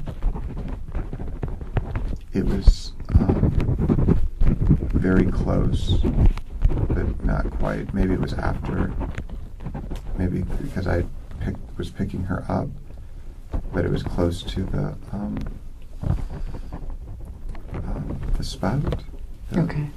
Drain. There's the auto drain that. Drain under that, but it doesn't look like it didn't look like it was that high. Okay. And the water's not coming out onto the floor. Onto the floor, but it's also not coming out at full pace either. How was the shower on? That was the weird part. That's what I was saying before, is that if I were to walk in and hear the shower going, I know, that makes sense. But to walk in and hear that, it either means she's getting ready to get in or not. And I guess I was under the impression that at 9:15, when she said she was thinking about getting ready, I had the idea that she normally showers in the morning. So I had the impression that that's probably what she was going to do. She normally doesn't shower in the afternoon. So that's why it was all odd. In the afternoon, she's almost always working. If she doesn't have anything to do, she'll watch TV or, come down and hang out with me or do something normally. So it's the bottom part of the tub that's flowing, but it's not, you're saying it's not fully on. The tub spout, exactly, is okay. flowing. It's not pulled up, which is how you actuate the shower. That's not on. It's just coming out the spout. Okay, and is the tub plugged on the bottom? I think her head and she has long hair, are on it, and it looks like it's in the middle to me. There's a couple of settings. There's fully closed, close to, and fully open. It didn't look like it was all the way. Did you manipulate that in any way? Okay. But you did shut off the water. I did shut off the water and it drained, which tells me I could hear it draining when I pulled her out. I could hear. So I guess this is all weird, right? Because she's in there, the water's on, and it's draining. It doesn't make any. It just doesn't make any sense. And it's not on all the way. It's on how much? Lukewarm, so just past half. Something like that. Like power wise, is the water fully on or not quite fully on? It's a dial, so it starts cold, goes to medium temperature, and then goes to full hot, and it's somewhere in the middle, kind of in the middle of that. And is it fully on or not? It doesn't have a full on. It's not dual like that.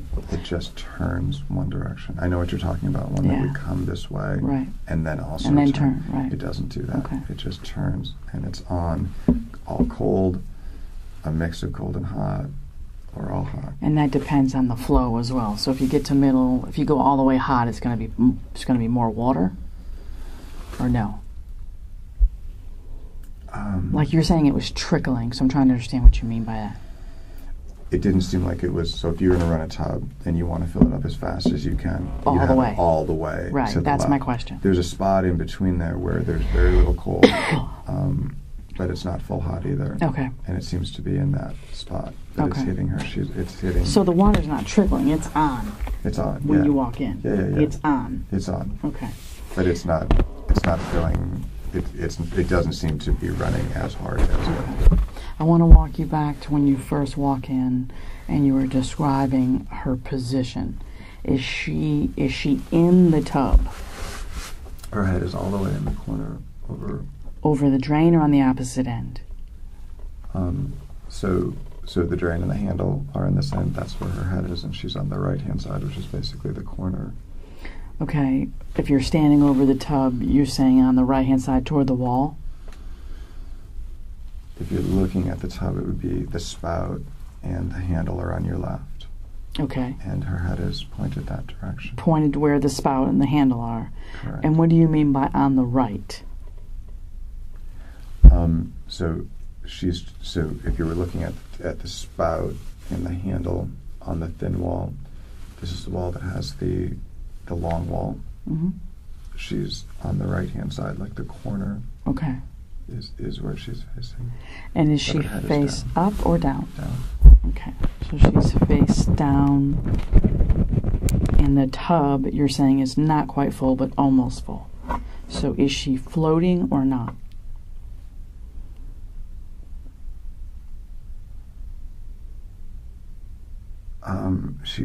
She is sticking out in the back. Very awkwardly. It doesn't look like she's floating. It doesn't look like she's floating now. Because if you think about it, that level of water, if she were floating, she'd be she's down. Is she submerged? Yeah. She's submerged.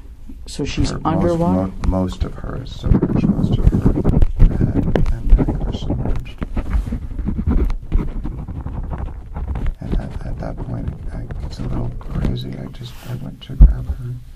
So you said her head and neck is submerged under the water, and so that would mean her shoulders, breasts, stomach are also under? Or no?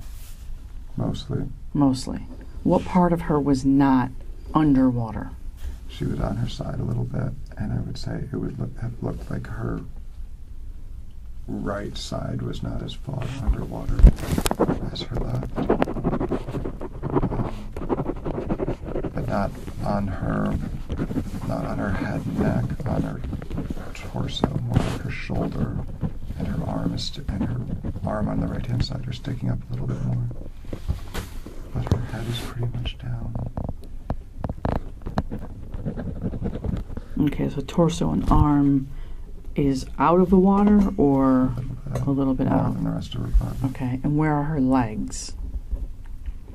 The Kittywampus,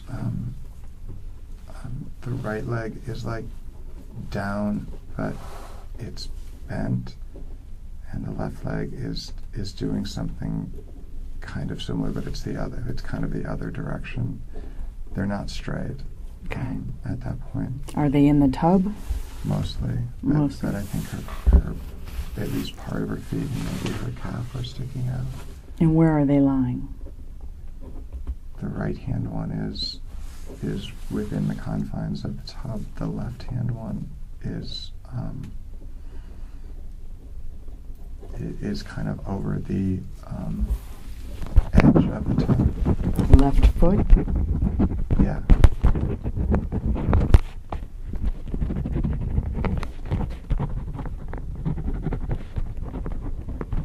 Okay. Is she naked at this point or no? No. What is she wearing? She's wearing the same thing she has on. That's what she had on last night. Do you recall what that is? Black pair of shorts and a black tank top. Black pair of shorts and a black tank?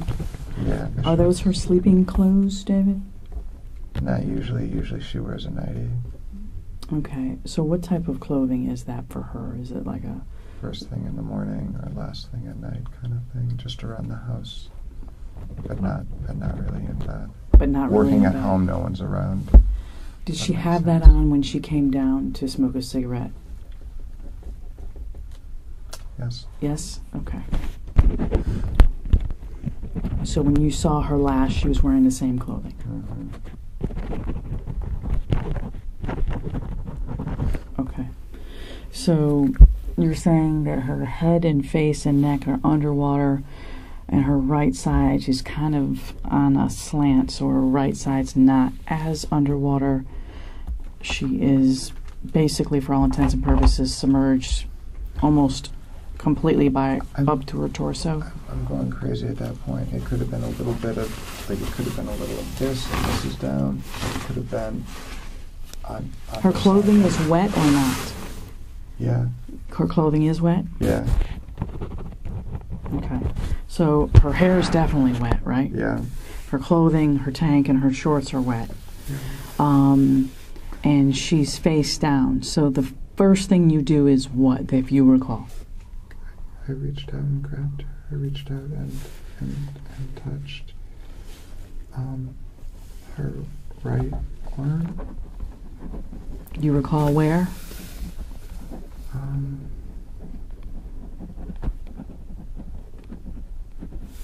Close to the shoulder, because I can't remember if it's sleeveless or low sleeve, but it's just, I tried to, she's looking the other way, and I'm saying her name, and I'm trying to pull her over, I'm trying to Okay, see her. You're trying to turn her on her back? Well, she's underwater, and she's looking that way down. I'm trying, just the first instinct to try to pull her Pull her over? out and over, yeah. Okay. So when you turn her, before you pull her out of the water, you turn her and do you see her face? Yeah. Okay. And what's the first thing you notice? Her lips and her eye are both dark. Lips are dark? Yeah. Purple, blue, gray. Okay. And her eye, which eye? It is her left eye. And what do you notice about that? It's all discolored, and there's a cut underneath it.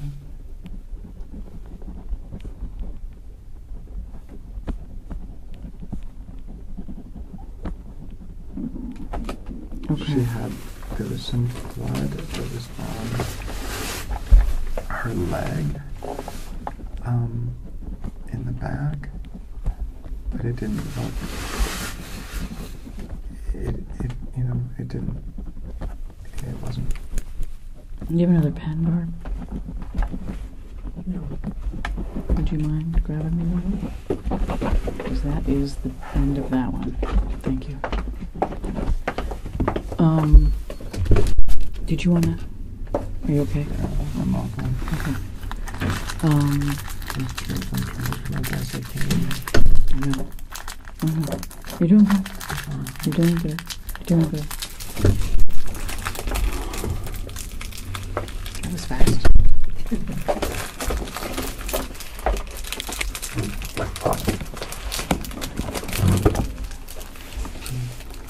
You said there's blood on her. On which leg? The water is frozen here, so there's blood in the water itself. Mm-hmm. I can see a spot of blood on her, kind of the back of her right leg. The back of her right leg? Yeah, because she's laying on her that's the part of her that's a little bit more out of the water than the other side. Mm-hmm. And I can see that's like the first blood that I see. I see the water's red.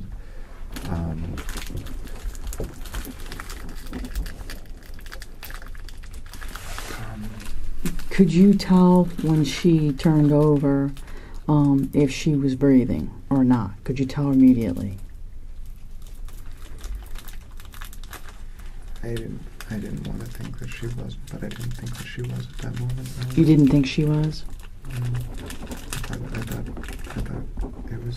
thought she was gonna be fine. And then sleep right away. I wasn't sure.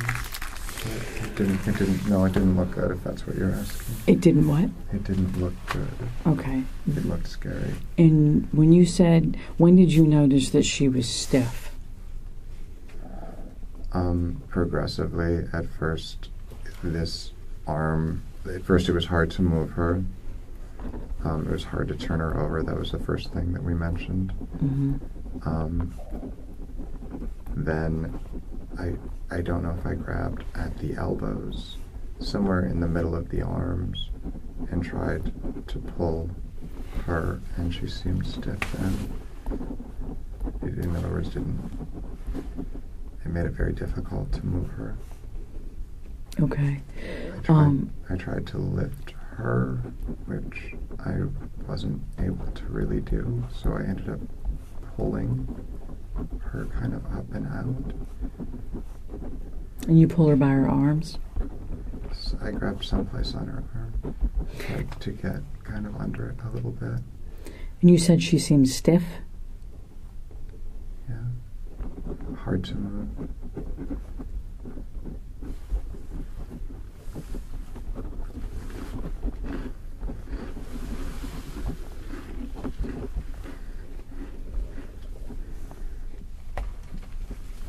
Did you notice any other injuries besides the blood, the cut, and the eye?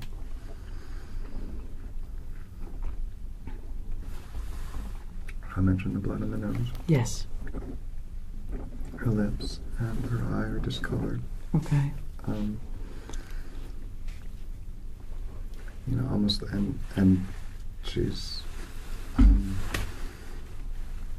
puffy. She's bloated. Bloated? Her face doesn't look right. Does it look swollen or just Swollen. bloated? Swollen? Yeah, it's using the word synonymously, but yeah. Okay. All right. Like her whole, like in total. The whole face. Right.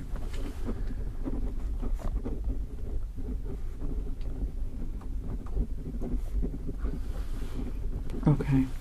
Did you notice any injuries to her extremities, like her arms, her wrists, her hands, her legs? What did they feel like? No. Did you notice any injuries? Bruising, abrasions, anything, cuts, anything? On her arms, her hands, or her legs?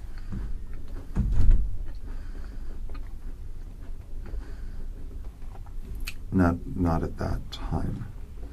Not until I got her out. I don't know where the idea came from, but I had the idea that I was going to pick her up and try to get her out into the other room and either set her on, when you care for somebody, you don't pick them up and set them on the ground. I thought I was going to set her on the couch, and that didn't seem like a good idea, so I carried her over.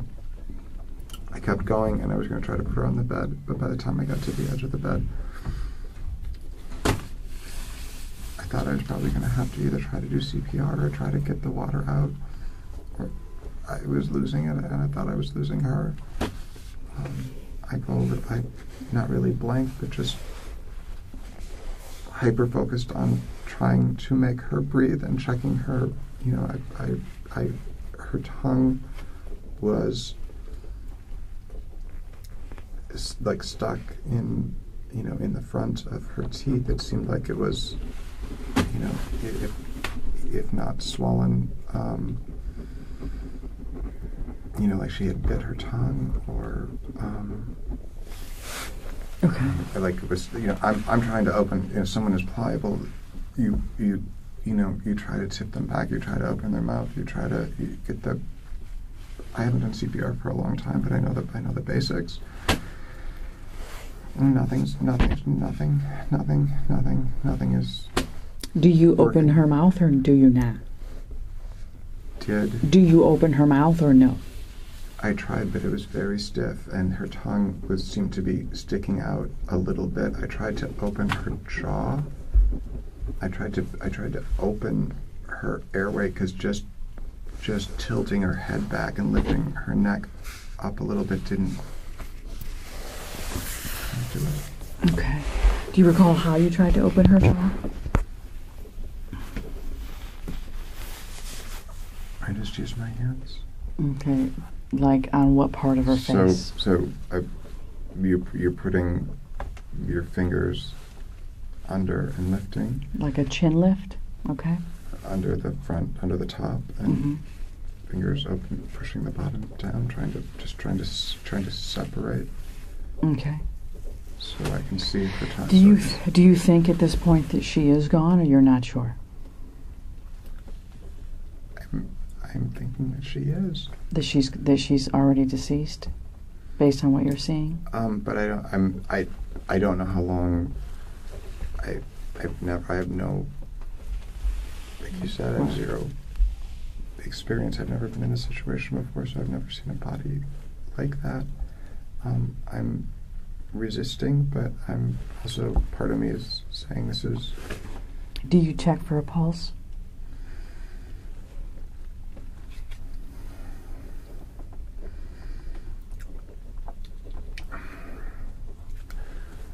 I think with my hand here, but not here. On her heart, but not on her wrist? Correct. Okay. And her neck.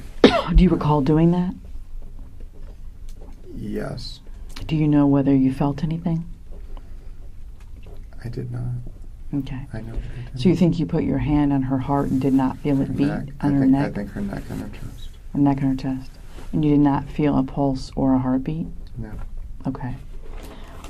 Do you ever breathe into her mouth, or are you unable to do that?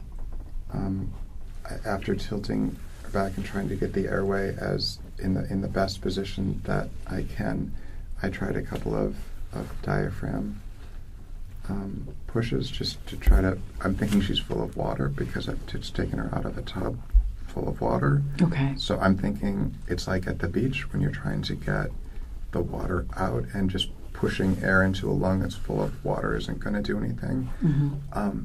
I even think that I turned her over to and lifted a little bit, thinking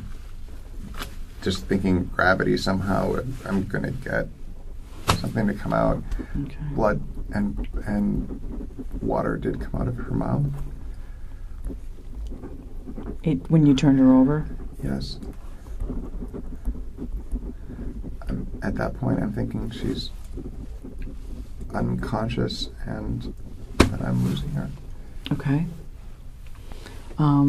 So when you say you did diaphragm pushes, that's similar to a chest compression or different? Exactly. Okay. Exactly. And chest compression. Exactly. Okay. And you did like that a couple of times and didn't get a desired result, didn't get anything to happen? It felt like her rib cracked. It felt like her rib cracked? It felt like pushing instead of getting instead of getting a rebound back, it didn't, and I was fairly thoughtful about, where I thought I was in the perfect spot. That's when I grabbed the phone and called. That's when you grabbed the phone and called? Okay. Which phone did you call from? Her office line, the landline, because it's right on the table right behind where I was. I also tried to sit her up a little bit. I was just trying anything I could think. Okay. So from the moment that you entered the home until you called 911, how much time do you think elapsed with everything you attempted to do? I've been thinking about that.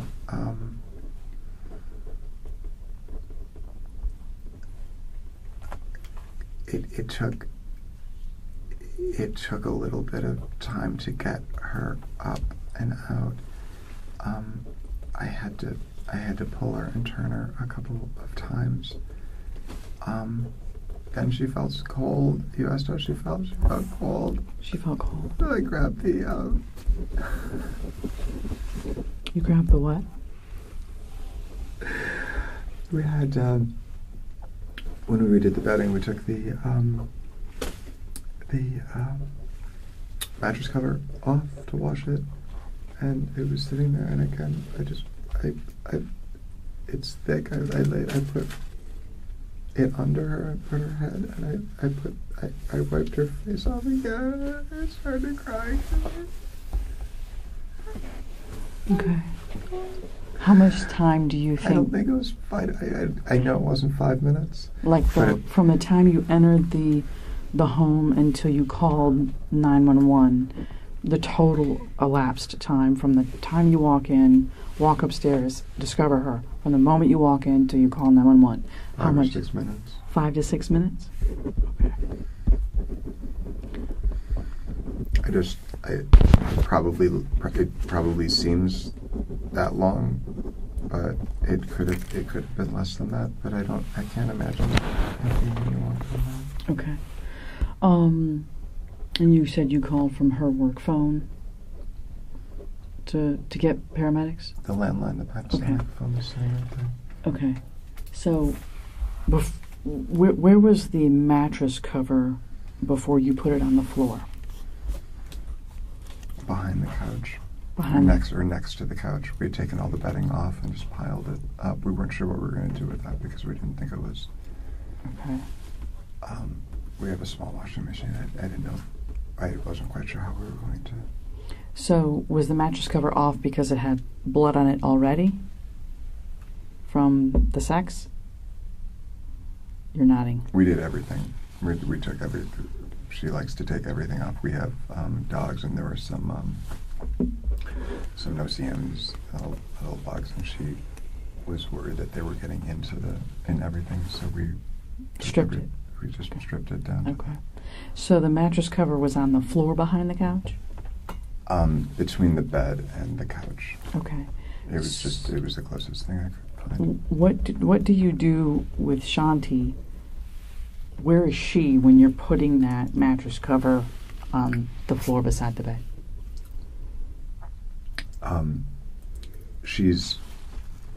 I don't move her and then put it there and then move her back. I put that, I think, closer to the bed, and I pulled her up onto it. And where was she, though? She was in the middle of the living room in front of the, with her head kind of at the foot of the bed. Middle of the living room with her head at the foot of the bed? So the bed is here. And there's kind of a gap between this and the couch. We're here. And I think her head is here. And I take the thing upside down, spread it out, and I put her on it. Help me out because I'm trying to figure out if you're by the closet. Are you by your closet? Are you by her desk. her son's bed? Between the bed and the desk and the TV. Okay. That space, the kind of the Do you front draw space. well? No? Do you think you can do that for me? Okay. So there's two spots. Can you When I kind first of, bring her out. Yeah, can you kind of draw the route you took? hmm So if this is the couch. Mm-hmm.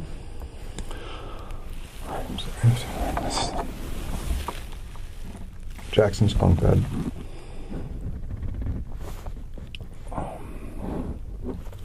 It's back here. Just write Jackson's bunk bed. Jackson's bunk bed is back here. No idea what you mean by that. Okay. Okay. So bunk bed is back here. What is this? So this is the couch with the sectional kind of coming off of it, and the bed is here, coming back this way. And I think the bed probably comes out a little bit more than the couch. And where's the bathroom? Bathroom's back here in the corner.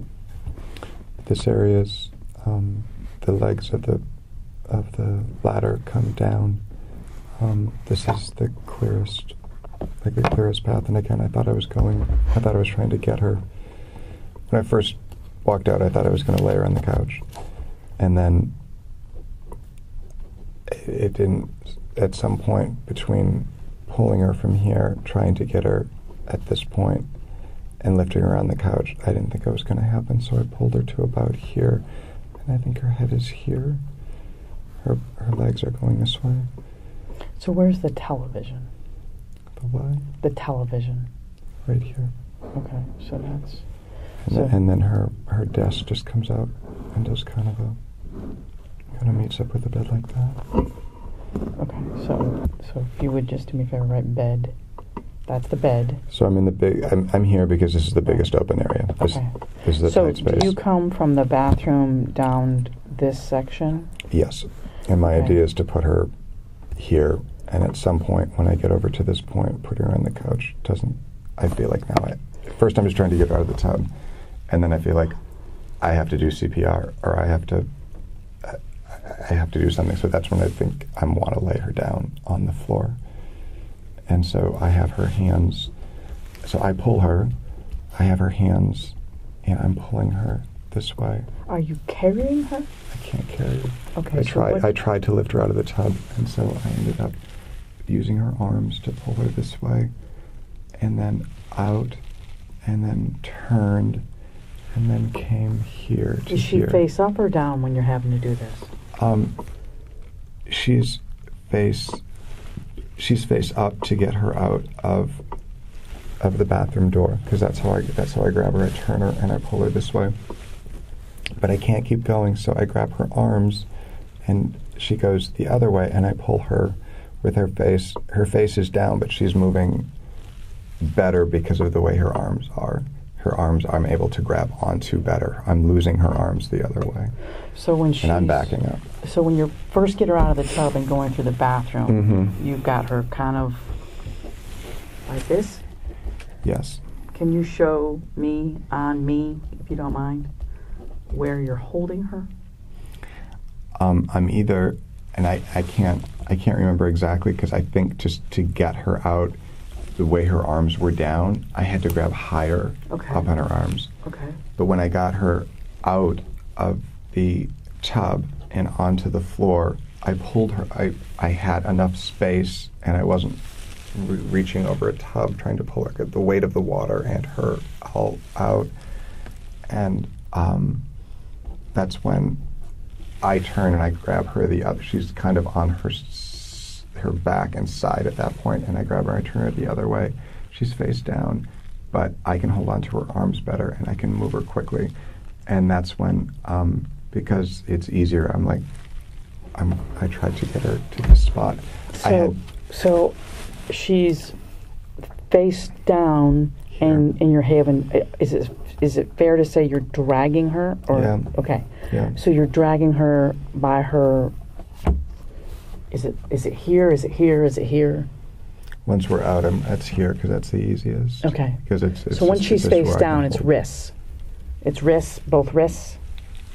Yeah. Okay, so when she's face down, you're dragging her by her wrists, and you drag. I couldn't get, but when she was laying in the tub, think about her wrists are down here, but I'm trying to move the bulk of her body, which is all up here. So grabbing her wrist is just going to pull her to the end of the tub. Right. So I had to get more like under her armpits to lift her and pull her up out. And I don't know if I grabbed her arms or if I put my hands under her armpits and pulled them that way. I don't know for sure. Okay. But I just know that pulling her hands didn't work there. But it was a lot easier once I got her out to move her that way. Okay. So when she had to have been drugged from the bathroom exit down the carpet to the couch, and then where do you stop dragging her initially? Initially, and I don't think the scale's perfect here, but initially her head is in this area. That's not the size of her head. It's just right. roughly in that area. Okay. And then next, it was here because I thought I was going to put her on the bed, but that didn't make sense. So I took this and set this here and then pulled her onto it. And where was that item? Right here. So the mattress cover's here, you pull it over here, and then you move her. I'm able to literally just grab it and pull it. It's that close. I'm right. This seems bigger, but right. keep in mind how small the space is. Okay, so then is she face down when she's here or face up? She's face up, and that's when I start just that's when I really look at her, and that's where I'm thinking I'm going to have to do CPR, so I'm trying to get her in a space where I can do that, and that's when I started to go through the pulse, neck, chest, here airway. Or when she's moved? Here in front of the couch. And when that didn't seem to work, I couldn't get her airway to do anything, and the first couple of presses here just seemed stiff and rigid, and that's when it's sinking in. It's slowly sinking in how stiff she is, and I'm getting and how cold she is. I'm getting frightened. That's when I grabbed that. I put it here. I pull her. I also got the towel, which was in the tub, and wiped her. There was a towel in the tub? Yes. It's soaking wet? Yes. Okay. And it was in with her when you found her, or? I think it was on the edge of the tub, so half of it was soaking wet and the other half was out. Okay. So I grabbed it, and I used the water to. Her face was bleeding badly, and I couldn't see what was going on. Okay. I didn't know if I didn't know what I should be doing, and that's when I got the mattress cover, set her there, put her down, and just. That's where I'm like, I got a call. Can you indicate for me TV, desk, bed, Shanti, couch? Is that accurate? Yeah, what's missing are there's two tables that nest here. One's just an inch taller than the other one, so they slide under. Okay. So it's probably something like tall one, baby one's probably, partially under that one. Okay. And there's a walkway. This is the chase end of the sectional. Chase end to the sectional, okay. So you just write couch for me, so sure. I make sure I understand. Sure.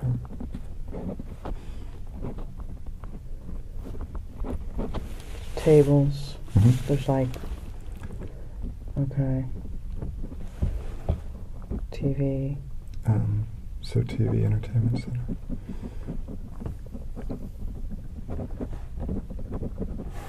This is the beginning of the desk, and I think they're actually closer to the same size. So there's a long section of desk with a drawer here. Okay, so that's her desk. She has two monitors. One monitor's here. Okay. Her MacBook and other monitor here, and then she has an iMac that's here. Those are both for her work? Yeah. Okay. This is Nightstand Bed? So this is a glass IKEA table with metal legs, and it goes right up to, there's an inside here, this is wrong, There's a little inside here. This is the nightstand. Okay. Then the headboard and the bed. And there's another nightstand here. Okay, so this is bed, nightstand. Mm-hmm. Okay, we can do And the that. closet's over here. And then, is this your closet here? Or her son's? Yeah, we share. We share them. We have a little bit of each, but this is mostly mine, and that's mostly hers and Jackson's. Hers and Jackson's. She and Jackson share one? Mm-hmm. Okay. Are any of your things in the garage? Mm-hmm. Like clothing-wise? Absolutely, yeah. Okay. Stuff that I'm, yeah. Okay. So, yeah. All right, if you could just finish for me, bed, nightstand, and then I think we're done labeling. And then Shanti was here and then here. So first she's here. And she's here. Okay. Okay. And I moved her a couple of times because I guess I kept thinking that, you know, I was trying to revive her. I was trying to wake her up. I was trying to... Okay. It didn't sink in that she was... It didn't completely sink in that she was... Okay. When you were out doing your work in the exterior of the home, did you possess any garden tools to do that? In the exterior? Mm-hmm. Were you in possession of anything besides the pull brush to move the bougainvillea? Did you have any other tools you were working with? Yeah, I had a hedge clipper. It has a wooden handle. A hedge clipper? Where is that now? I believe that it's on the top of the glass shelf.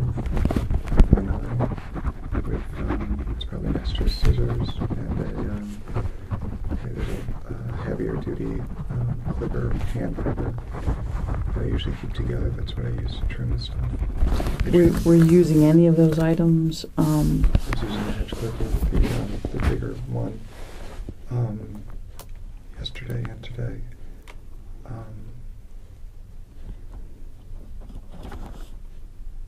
I don't think I had anything else. Were you trimming any hedges? Just the branches off the bougainvillea. Okay. Ones that I couldn't push back up. Okay, so you think you used a hedge clipper today. Yeah, I know. What about the scissors? I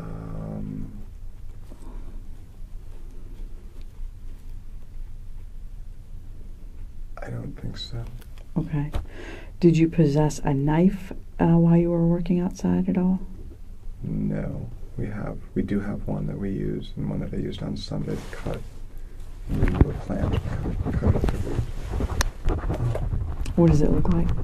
It's gray, like a two-tone spongy handle with a serrated blade. And where is that? So that one goes back and forth between the kitchen sometimes and being used for the garden. So it was washed with some of the dishes from yesterday. I think it's sitting on it was brought in, it's probably sitting at the near the frying pans and the cooktop. Must be a crack in there. Do you have a knife with an orange handle? We have a small chef knife that has an orange handle, and I think I was using that on Sunday as well. To do what? I think that one was there's a little side yard underneath the water heater by the gas meter that goes around the house. And I can't remember exactly what it was. I think there was a bromeliad that I was cutting. I moved 2 bromeliads from that area, and one to front the driveway and one to the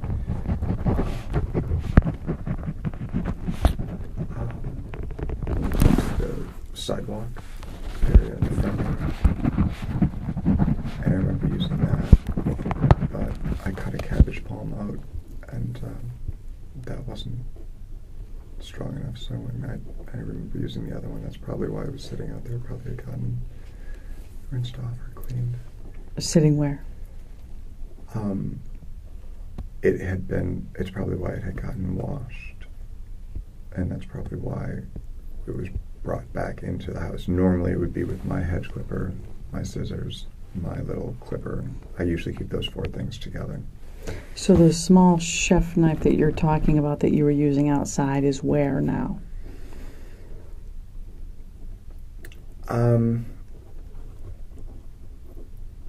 I don't recall. It's possible it was left off adjacent to the driveway next to the orange pot of bamboo, which is where I was working with it. I do seem to remember seeing it there. But I honestly don't know. Is there anything unique about the blade? Is there anything unique about the blade on that knife? The orange handled one? Mm-hmm. Yes. I don't think so. Anything different or odd about the blade or its color?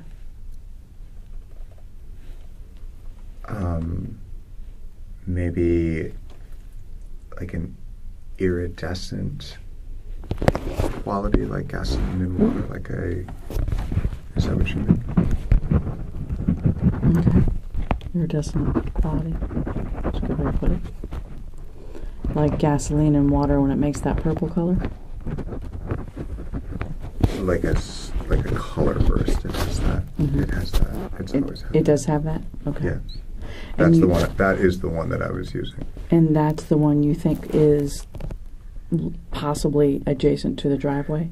Yes, because that's where I was using it, and I also remember seeing it there after I was using it. And what day was that? I remember seeing it there yesterday. Monday? Yes. Okay. And that's where you remember leaving it? That's the last place I saw it. I might have said it on...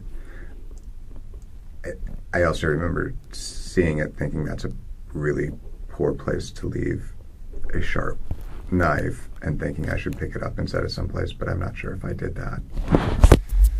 I don't remember seeing it today, but when we walk out that way, it's not the first thing you see. You have to sort of be looking at that in that direction.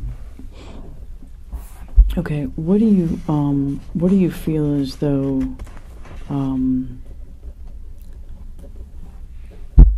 Shanti, what might have cost her life? What do you think happened? Like, what do you think is her cause of death?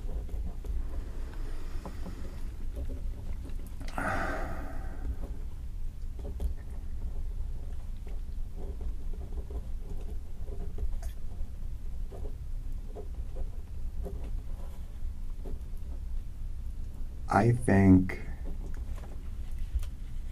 that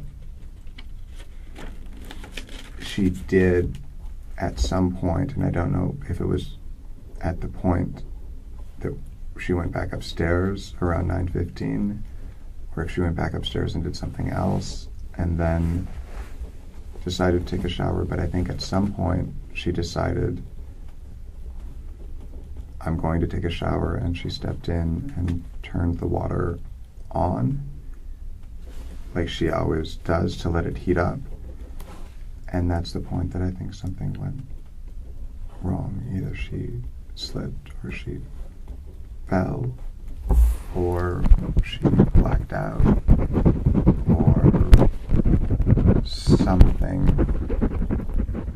caused her to collapse.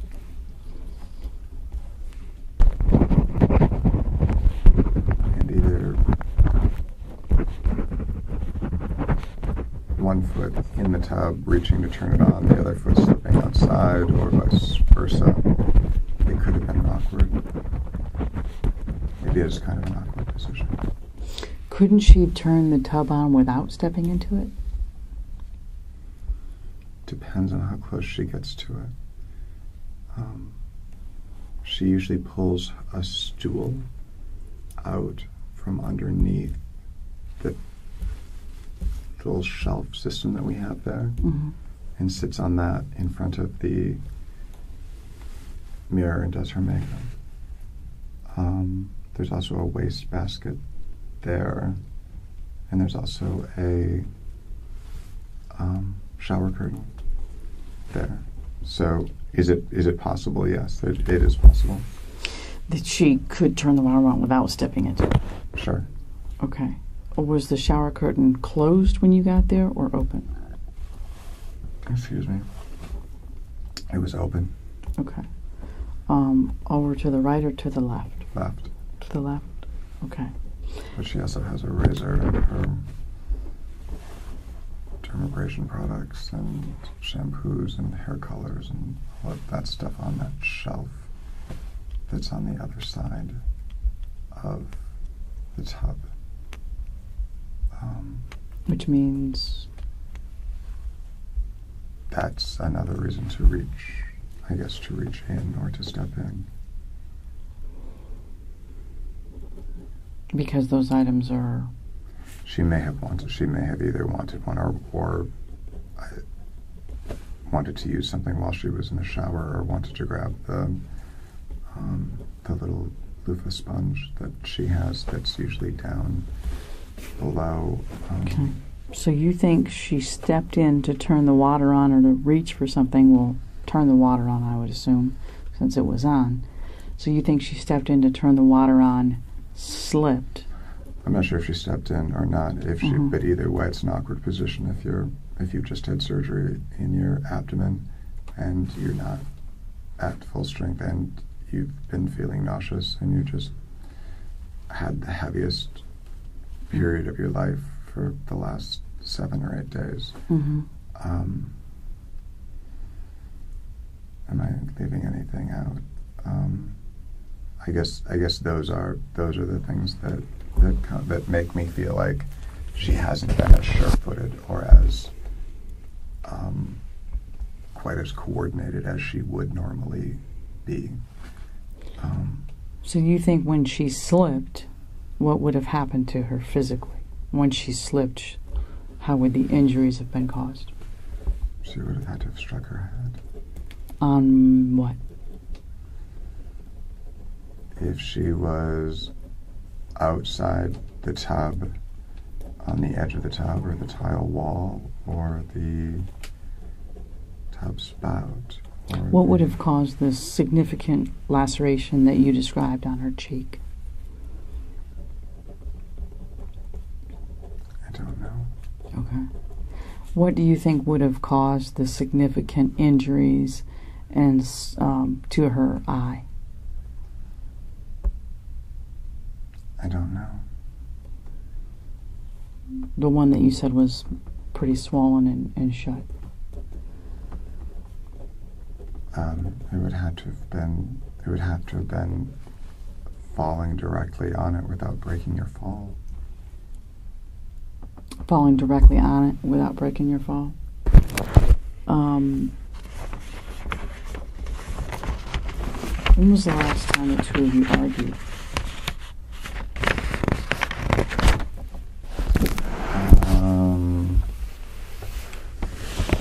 Very briefly on Saturday, right before we left to go to Max and Dottie's. Okay, and what was that about?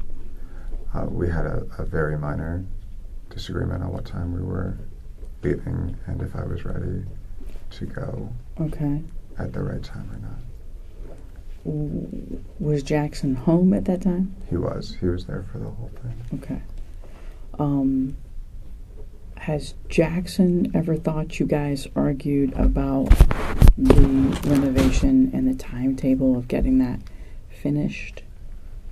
Would he feel that you guys have argued about that on occasion?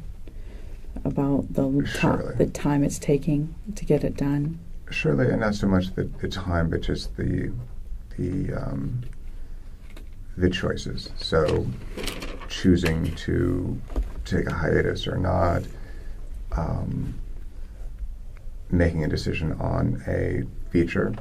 We're both, we both have things that we've done, changing the scope, significantly, going from a much simpler, smaller renovation to gutting the whole house and opening it up. Whose idea was it to gut the whole house and opening it up? We were presented with it as a concern on the part of the contractors on the amount of deterioration of the structure, and our whole goal was to maximize the upstairs floor space. So the upstairs floor was very wavy, and the point of contention probably was, do we tear all of that out and put in new structure and trusses so we have a perfectly flat floor and then a perfectly flat ceiling? Or do we try to move those floor trusses that are there around and cut them and join them to the new structure? That's what we were going to do. And that's when we hired Keith. That's one of the reasons why we hired him, is that he was a strong believer in keeping as much of the old part of the house as possible. But it just turned out to not be feasible. It wasn't really a good suggestion. It caused a lot of re-engineering and redesign on the part of our designer and engineers. And at the same point, we're all in agreement that it was the only way to get the end product that we want and to be able to talk about the stairs that we're talking about. So who was the engineer? We were working with Patrick Ciazza. How do you spell that? Ciazza. He's the civil engineer? He's a designer who has an engineer in his shop, and his role is creating structural buildable plans that are submittable to the city. Okay. And if we need an engineer, he has an engineer to do that. But he also does the two-dimensional floor planning. And his idea is the idea that we ultimately ended up doing, but we didn't take a straight path there because Keith wanted to do something slightly different, and then our builder wanted to do it differently. And who's the builder? Steve Morris. Steve Morris? What's the name of his business? One more time. What's the name of his business? L&S Precision, and I think that stands for Larry and Steve, and it might be Precision Carpentry, it might be Precision, but that's the main. Okay, so if Jackson felt like you two argued about the house routinely, is that accurate or not? I don't think most of the time that we're arguing about it. I can understand that might be his perception, but I don't think it's an argument if Shanti and I are both on the same page and we're both just in agreement and upset reasonably and justifiably upset that it's taking longer. Shanti and I aren't fighting about it. We're both upset about the same thing. Does she feel as though you don't listen to her? No, I don't think so. She knows I listen. That if you would do it her way, things would go smoothly? No. So you say you last argued on Saturday about you getting ready to go to Max's house and when you were going to leave, etc. Has any fight ever turned physical between the two of you? No. Okay. Has she ever hurt you, hit you, struck you, threw anything at you? No. No. Have you ever harmed her physically? No. Choked her? No. Strangled her? No. No. Have you ever strangled her or choked her during sex just for heightened orgasm? Some couples do that. Absolutely not. No. Absolutely not. Okay. Was there ever anything around her neck that you noticed during you removing her from the tub or attempting CPR? Was there anything around her neck at all? No. Okay.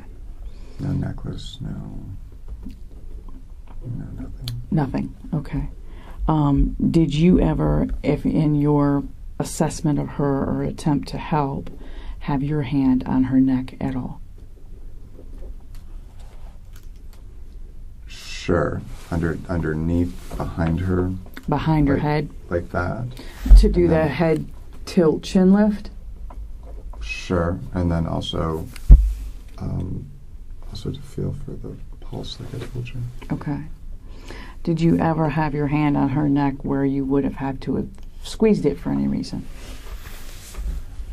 Possibly when I was trying to pull her out of the tub. Tell me what happened. As I was trying to turn her over, I might have put my hand under her arm or on the side of her head to try to turn her like that. But she would have been, as we know now, deceased at that point? Yes. Okay. So prior to her being deceased, do you have any reason to have your hand around or hands around her throat? No, absolutely not. That did not happen? Absolutely not. Okay. What do you think caused, or what do you think the injury is to her eye, the discoloration and the swelling? I don't know. I don't know. I thought that she struck that side of her face because it seemed that she had the cut here and that was underneath the eye. It seemed like whatever it was, however she fell or whatever she hit, that probably happened at the same time. The cut and the eye injury? Yeah. Do you think there's any sort of significant injury that to her eye itself or to the bones around her eye at all? I don't have any reason to think so. Okay. Were you ever able to see the whites of her eyes on either eye? This eye was the left eye was closed, as I said. Okay. And I believe that the other eye was closed too. You believe her right eye was closed too? Yeah.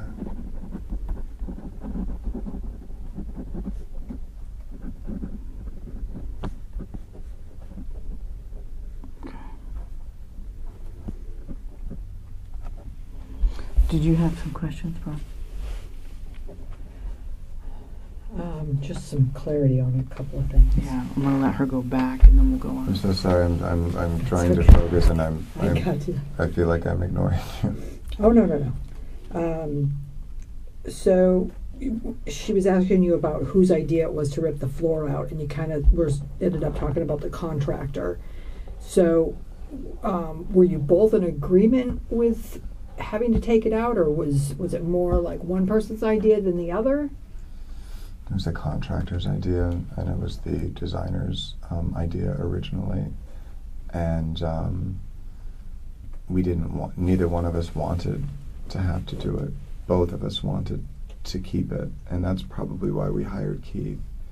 He really, as I said, was such a strong advocate for keeping as much as getting the result that we wanted, and keeping as much of the structure, his words, to not further compromise the structure by taking more and more of it out.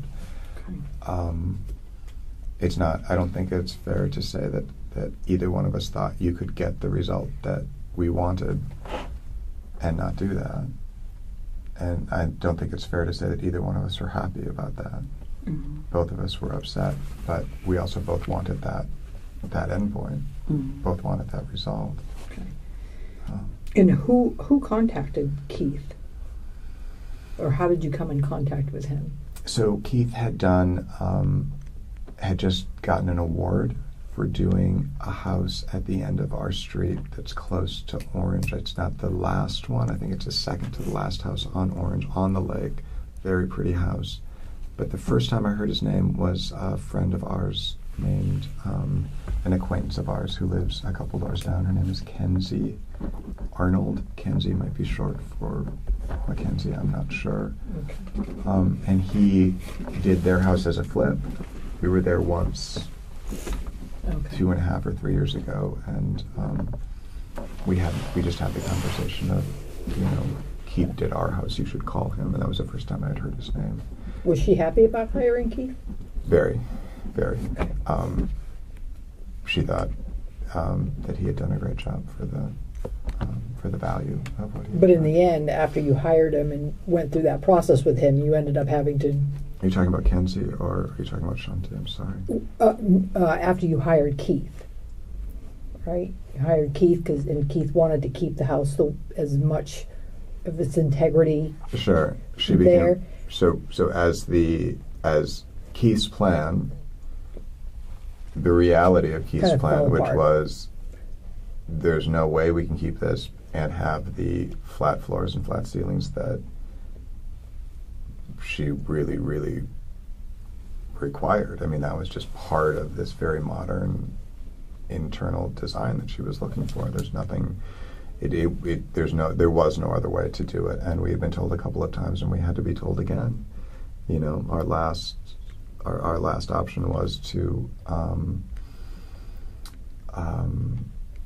either take that down and completely redo it, or spend more time just to try to keep these certain boards. And there was no cost savings to it. There was no benefit to it.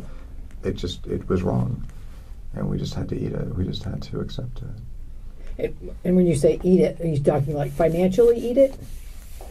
Not so much, just the time that we had spent pursuing that goal. We went down that path one more time, got to that point where Steve had said originally, let's try to do that, redraw the plans so that it's with that. And then when his people got there and got on the ground, there's no way it's going to work. You don't have enough. So another setback. Time to take to do that. Yes and no. They also came up with a better solution, which just turned out to be the solution that we weren't ready for when we heard it the first time. But yeah. Okay. I mean, I really don't feel like we were at odds, because there wasn't another way. We did talk several times about buying another house, buying the house next door that was for sale. And we had certainly looked at lots of other houses in the neighborhood as alternatives, but then when we really got down to it, we didn't want to spend the money for 9 months to 6 months of time. It just wasn't worth it, and then that would be the rental, and we hadn't found anything close that we'd really actually want to live in. Mm-hmm. Instead of this house. So we kept pursuing our dream house. You mentioned that there was a towel in the bath that was soaking wet next to her. Do you remember the color of the towel? It's bright orange or like golden yellow. And where's that towel now? It was under her neck or by her head. Okay.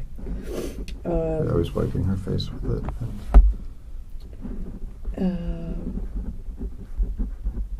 And you said that the park that you went to with the dogs was Park of America. That's the one right there by the big 408 toll building? By the toll building, there's a government. Okay.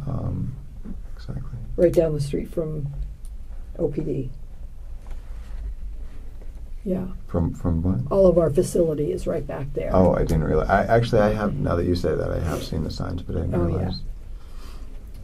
Yeah. Okay. And yesterday.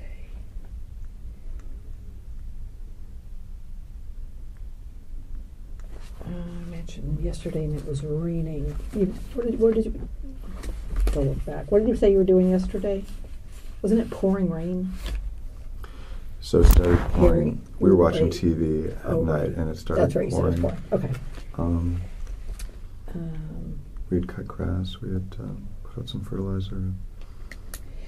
And you left your phone on top of your Dell computer? Correct. And or that's or very close to it. Yeah. okay. On that table somewhere is my assumption. And downstairs by the dogs. Correct. Okay. Correct. Cool. That was it. Miss parts. Okay. When you first entered the house to go upstairs, was that door closed? Yes. Was it locked? No. Is that unusual? No.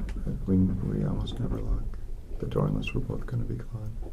Okay. Even then, we have to be gone for a period of time before we would do that. Before you'd lock that door to the residence?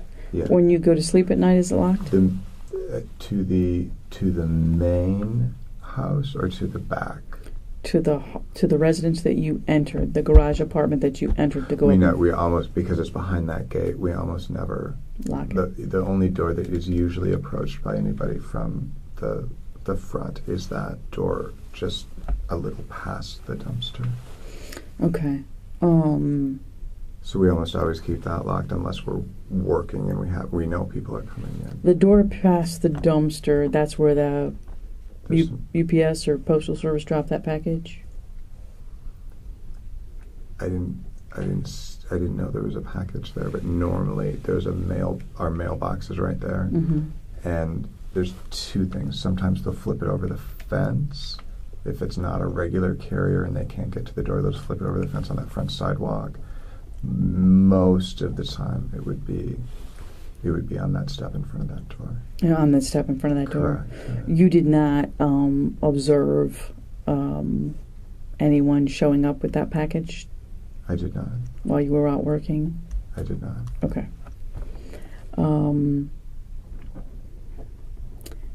The blood in the bathroom you mentioned was in the tub. Where else in the bathroom did you notice blood? On the edge of the tub, Which edge? by the shelf, Okay. and I pushed it looked like there was some on that rug, not a lot, but some on, there's normally a rug that's in front of the tub itself, and I pushed that back towards the shelf when I grabbed her. Okay. Was there any blood on the tile wall? I don't know. I didn't see anything, but I didn't spend any time in there really looking at it. Okay. Did you notice blood anywhere else in the bathroom? I did not. Okay. I did not. I was only in there for. Since she was bleeding when you removed her from the tub and you're dragging her face down, is there blood on the carpet in any areas that you're thinking? Oh, I know there's blood in that first spot where I wiped her face because it kept coming off, and I think there was blood on the back, on the side. You're somewhere. pointing to what, the right side of your head? I'm looking down at her, so it would have been her left side, or it would have been the same side that had her.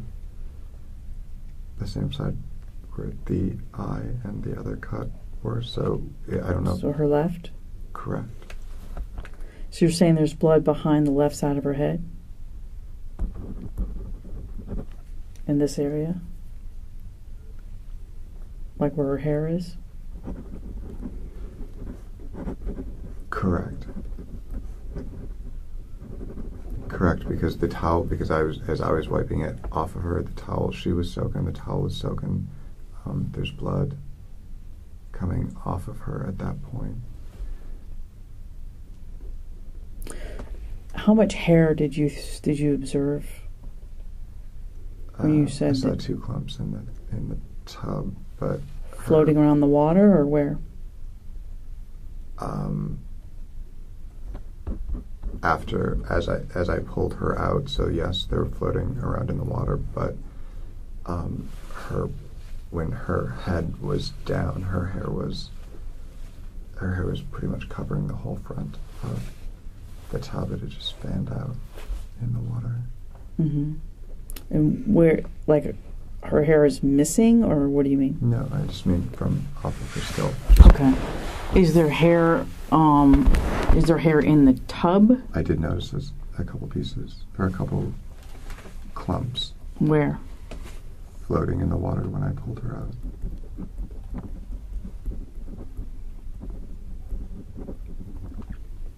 That's significant amount or not? Like it's been removed from her head, like pulled out of her head? She normally, when you get in the shower after she's had a shower, there's a clump of, I don't know exactly how much, but enough to affix itself to the drain and require after 2 or 3 times to pull it out. Mm-hmm. We've had to clean the drain. I've probably cleaned the drain in the sink and the tub 2 or 3 times since we've lived there because her hair clogs in. Okay. She sheds. She seems to shed a lot. Her injuries to me, David, seem really significant. More significant than from a soft tissue fall. More significant than from me tripping and falling and hitting my head and being knocked unconscious. Not only are they more significant than a fall, but they're inconsistent with a fall.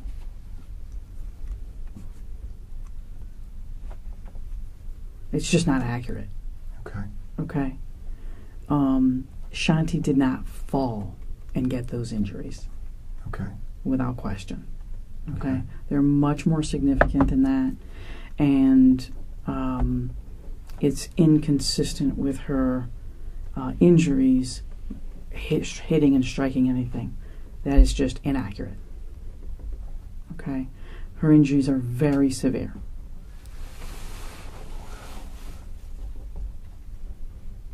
Okay, so the trouble I'm having with your story is you're there. Well, first of all, you're not really sharing the same residence. You're kind of living downstairs. She's living upstairs with her son. But her son's not there. So even when her son's not there, you're still not sleeping together. You're not in the same residence. So During the day. Spending a lot of time apart, it seems, a little bit. But then, conveniently, you're away for a while, and you come back and you find her like this. And you've had some pretty answers for just about everything we've talked about. Consistent, elaborate, detailed answers for everything we've talked about. The issue I'm having with is I absolutely think that she was deceased before you left to go to the park.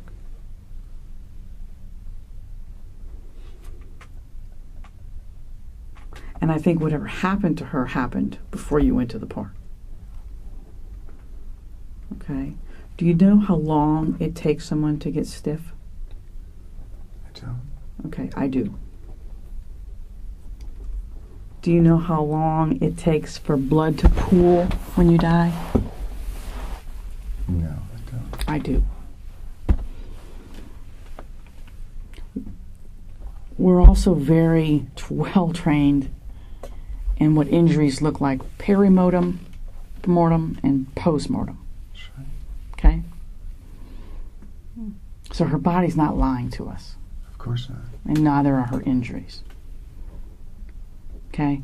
So I think that you've told us a significant amount of information. You've been very cooperative. But I also think that you've left some stuff out. Wow. And I think you've left some stuff out that is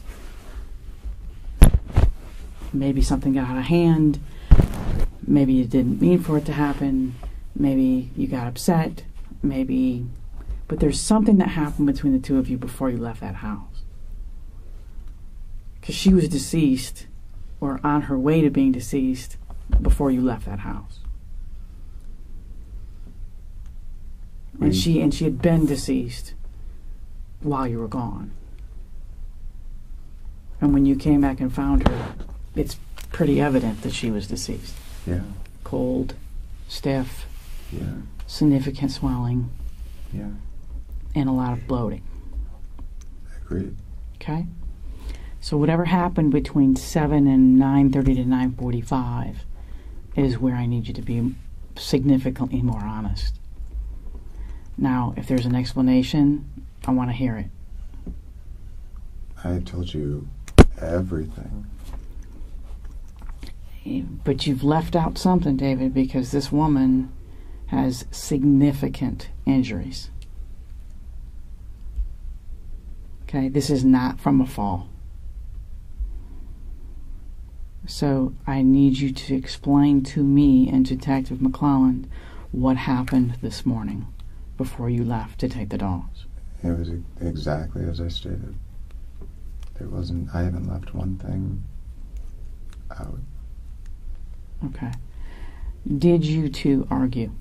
No, absolutely not. Did you fight? Absolutely not. Okay. Did you harm Shanti in any way? Absolutely not. Did you choke her? Absolutely not. Did you strangle her? Without question, no. Did you beat her? No. Did you hit her with anything? Absolutely not. Okay. Do you have injuries? I do not. Anywhere? Did they photograph you, I assume? They did. Okay. Do you know if they photographed your chest or with or without clothes? Or both? They photographed with clothes. Do you have any injuries that, in my mind as an investigator, I would consider someone fighting for their life? No. Someone trying to harm you to save their own life? Absolutely not. Would you mind showing me your chest and back? Sure. I don't need to see anything else, just your Sure. chest, back, and arms. Sure. That's plenty. Don't go any further. I'm sorry. Don't go any further. I don't know if you have pants on or not. Okay. You just pull it back for me. Okay. And you can take them all the way off your shoulders. Okay.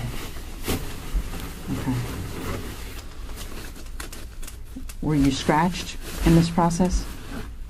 Were you scratched at all? No, not today. Not today? Has she scratched you in the past? She has never scratched me. She's never scratched you. What do you mean not today? Scratched in the process. In the process of anything that happened between the two of you, were you scratched? Absolutely not. Okay. She hasn't scratched you in the past. That's what you're saying. Correct. She's never scratched you. I didn't know Correct. what you meant by that. Okay. So I'm just going to walk around you. Sure. Can you see that? Can you lean forward for me? Sure. What am I seeing on your sores? So I have some type of food allergy. We're not exactly sure what It's a food allergy. Wow. it is, but I do have allergic reactions. The kind of Are these ulcerative rupture. bites? Not. I mean, from like an insect or an animal or. So the large one is just an ulcer. It's like a rupture. It has Here. Okay. that one, Uh-huh. and it's been there for a couple of weeks. Okay. And what's Um, that from? That is from some type of detoxification or allergic reaction. We're not entirely sure. Okay. It was swollen beyond that, and it's just been slowly draining. Okay. Can you just lay your arm like flat, like Sure. straight down? I just Sure. want to see the back of your arm. And lean forward for me so I can get some light. Thank you. Okay. Did anyone touch you here today? No, Grab you? no, Here in this area, did she grab your arm? no.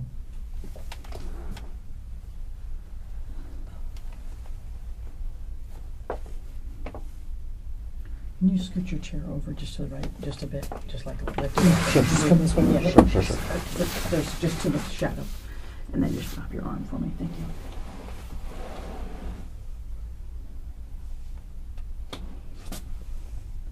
And drop your head just a tad. Okay. All right, you can relax in your head. Okay, and then just hold your arms straight out in front of you. Perfect. I know this is probably, someone's already done this, but I hadn't, so. Okay. I do have some scrapes and bites and some. Do you have any sort of some- skin disorder? Or just the allergy? Mainly the allergies, but it is ant season, and I do have some bites from that. Those aren't flea bites, are they? I don't know. Pick up your I actually don't know. But I do have some scratches from the vermiliatis and the bougainvillea. Okay. I can try them.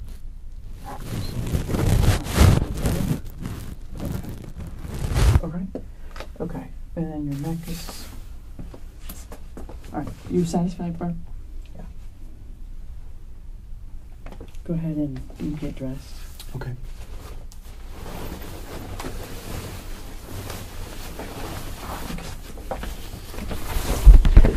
I can assure you there's nothing about the house or anything. The types of fights that we've had have been so minor, almost trivial. Do we get irritated with each other, or are we both busy at floors? And sometimes say things over each other's shoulders. And sometimes people who have never, ever, ever harmed a fly, have never been arrested, have never had any problems, just snap. Things happen. Things happen, especially between couples. Doesn't make you a bad guy. It doesn't make you an animal. It doesn't make you a monster. It just makes you human. These things sometimes happen where things get out of control and people get physical with one another. Someone aggresses them, calls them a name, does something, and you just lose it. And it's not like you had any intention, and maybe you lost your mind, it got out of control. I really went into all of the adversity that we had gone through, just to let you know that we really had reached between the surgery, and we got to the point where we looked at it as we were extremely happy that we had taken that break to stop and look at what we were doing, and we actually both felt like we were getting a better result. What break are you talking about? What break are you talking about? When she had her surgery, a week after that, we basically ran out of things for them to do. We had kind of reached the point where we needed to take 2 or 3 weeks, regroup, replan, because they didn't have full days at that point until we got the plan back together and we had more of the work lined up for them. Keith was part of that, and being on the show was a huge part of that. We did feel like up until we got that final assurance that we had stopped, and we weren't sure if the network was going to come back. But does that look to a child like his parents aren't getting along? Of course it does. Because he's young. Well, because we're upset. And we want things to be different than they are, but we came to a point where we were so relieved that we actually felt like we had made the right decision in the result that we were getting, and we would not have had that result otherwise. And the idea that we were at odds with each other about the direction of the renovation is just simply... Or just not getting along about the timetable and the significance of how long this has taken for you guys. I mean, I can't imagine how stressful it must have been. Not living in the home you want to live in, and it's taken 2+ years, 3 years. But as I said, we didn't really take the main house offline until a year and a half ago. We had all of that space at our disposal. It was a joint decision to go to that depth. We weren't happy that we felt like it wasn't at our control, and we did want to do it. We did want to get everything that we still wanted to do for the budget, but every time we scaled back, we got more and more of what we wanted. I'm sick to death about what happened, but nothing happened today because of there was no animosity between us whatsoever. Are you saying that you did not harm her? I am. Okay. So my interpretation of the schedule for the morning is she plans on, you think, going to the dentist. You plan on telling her you're going to go to the park with the dogs. So that tells me that neither of you expected anyone to be at the home. She was going to be gone at the dentist. You were going to go with the dogs. So that tells me no one expected anyone to come there for any reason. Is that accurate? Yes, Okay. absolutely. So, is she having any sort of beef with anyone else that you're aware of? Any problems? No. Okay. Anyone that would want to do her harm? No. Okay. So, my suggestion to you that there could be a plausible explanation for this, for whatever happened between the two of you. You're saying still nothing happened between the two of you. Absolutely not. Okay. Would you mind, just for me to be able to say David is a perfect gentleman and is in the clear and did not harm his wife, would you mind taking a polygraph and proving that to us? Absolutely. Okay. Would that be a possibility? Yeah. Okay. All right. Would you like a break for a little bit and then we can organize that? Do you need to use the restroom? How long does it take? We happen to have a polygraph examiner in the room. Okay. Okay. Good. How long? So not long is what you're saying? No. Do you want a break though? Just like the restroom, eat. Maybe I should. I'll get you another water. Sure. The boss is over here on that. I don't know, but Gotcha. she'll fill me in. Gotcha. Okay. Yeah.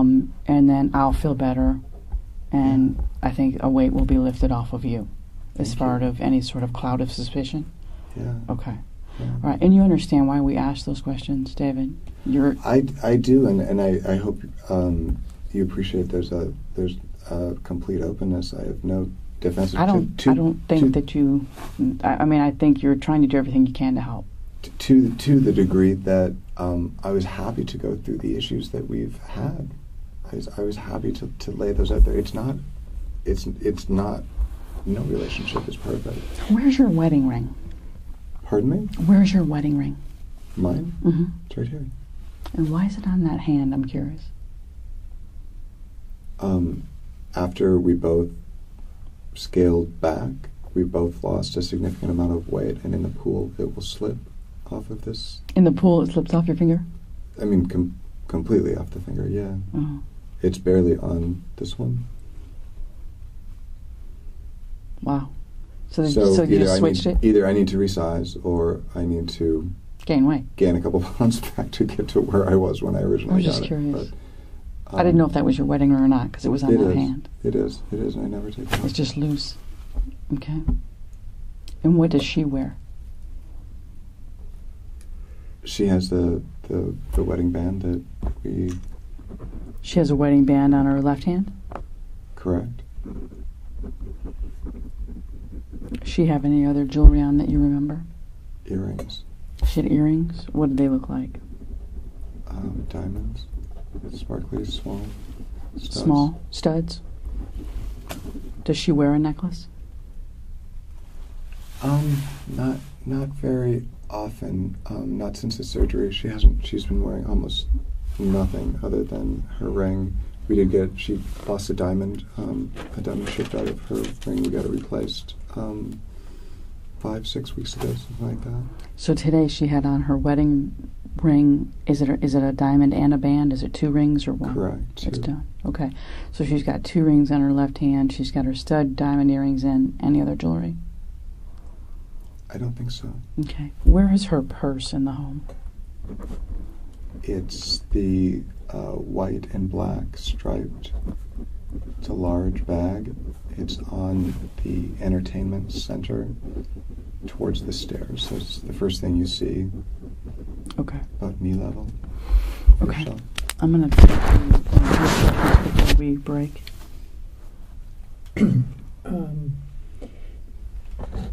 You mentioned that she separated and divorced James due to an affair, right? Was that affair with you? No. It was before we, it was well before we met, and it was while they were still together, living in, it's not Alouacha, but it's close to Alouacha County, Delumo. Did she ever tell you anything more about that affair? She did. She came completely clean about it. She just felt like she wasn't She said who it was with? valued at home, and it was a colleague, somebody that she worked with? In Houston. In Houston? Correct. So it was while she was traveling? Correct. Do you have? Did you get a name? It's also Jim, and it would take me a second, but I can. Is that someone who lived in Texas, or they were traveling together? He lived in Texas. He worked lived for the company that she was consulting for. Okay, gotcha. There, so they were not co-workers, but they were working together. He worked for a company she was consulting with. Yeah. Okay. She still communicate with him at all? I think they're on Facebook together, but I don't think it's anything more than happy anniversary or, it's just the cordial stuff. Was it a long-standing I don't think so. affair? Or? I don't think so. She said not, and she said it was just a few times on the road. But she felt like it was, that the marriage was that bad. She felt like it was, she really felt like he was making her life hellish, and he had her up there, kind of, she felt. Would you suspect that there was anything going on with her now? I wouldn't, no. And what about with you? No, definitely Any not. girlfriends, or you're still on Match? No, definitely not. Did she ever explain anything to you about anything physical happening between her and her child's father? Her and her what? Child's father. Jackson's father. Yeah. Like what? Like when she was pregnant, he slammed her arm in the truck door and dragged her a bit. I don't know if it's an exaggeration or not. It seems like it was more just, of a concern. Did she report it? I doubt it. She didn't. She didn't say that she did it. You seem like Later. she seemed like she had the type of personality that would stand for that from somebody. I mean, what kind of personality did Shanti have? Is she kind of mild-mannered or strong-willed or somewhere in the middle? I think that's how she made the decision to. I think that's when she made the decision that she did want to get divorced, but that she wanted to get, as I said, she was terrified of being stuck up there. She was at the end of their tenure up there, while they were losing their house. She says they were both using a lot of drugs. She says they were both drinking excessively. She never wanted to have it. It's deep. She never wanted to have a child with him. And when they did, when she did get pregnant, she would obviously never give it up, but she didn't want to be stuck up there with no job opportunities and being that far from a regional airport. She just didn't want to do it. So that was her, but I think that she says it's, the cold, part of it that was what really turned her to look someplace else, is that he was cold and they ignored her. What kind of drugs was she doing?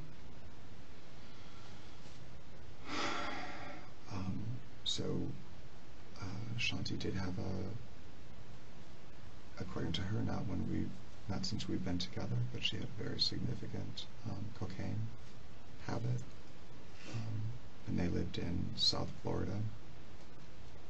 They lived in, I'm going to say Margate, I'm not super familiar with that, but it's not that far from Fort Lauderdale anyway. She was working a ton, and I don't know how that intertwined, but basically she just said it helped her work more and do more and be more productive, but that just tuned her out of her relationship, and then he tuned out. And I mean, we've... How many times have you seen her do cocaine? I've never seen her do cocaine. Any other drugs? Pills? Yeah, she does a lot of natural stuff. She does a lot of what's it called, Garcinia. She and I both take caffeine pills instead of drinking coffee, but not in any kind of excess. Was the Garcinia how she lost the weight, or was it from the surgery? The surgery, she was just holding. She's taken Garcinia for years, so her weight was. What is her size, height, and weight? I think she's just under 5'8", 5'7" and a half or so. And I think she went from 150 plus to so if she was 155 to 150 before, something like that. She's probably 135, maybe low 140s right now. I'm not sure where. Okay. So she lost about 10 to 15? Yeah. And how long of a period of time? The first month of the after the appendectomy was the not eating, not drinking any wine, no empty calories at all. So I would say most of it was probably in that March. In that time frame. Okay. But she's been, she has been saying, clothes just don't fit. I mean, she's lost a size or two. Okay. Did she have any injuries prior to you finding her today in the last several days? Any abrasions, any cuts, bruises, anything at all that you remember prior to this incident? I've had obviously I've had the worst day of my life. I'm trying to think of,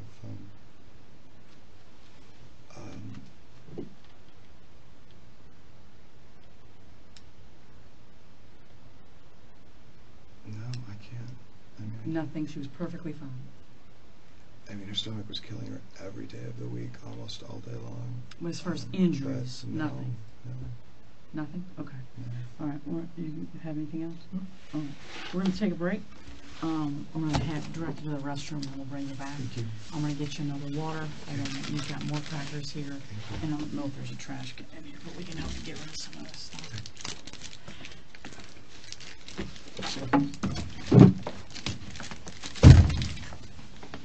How do I pronounce your last name, David?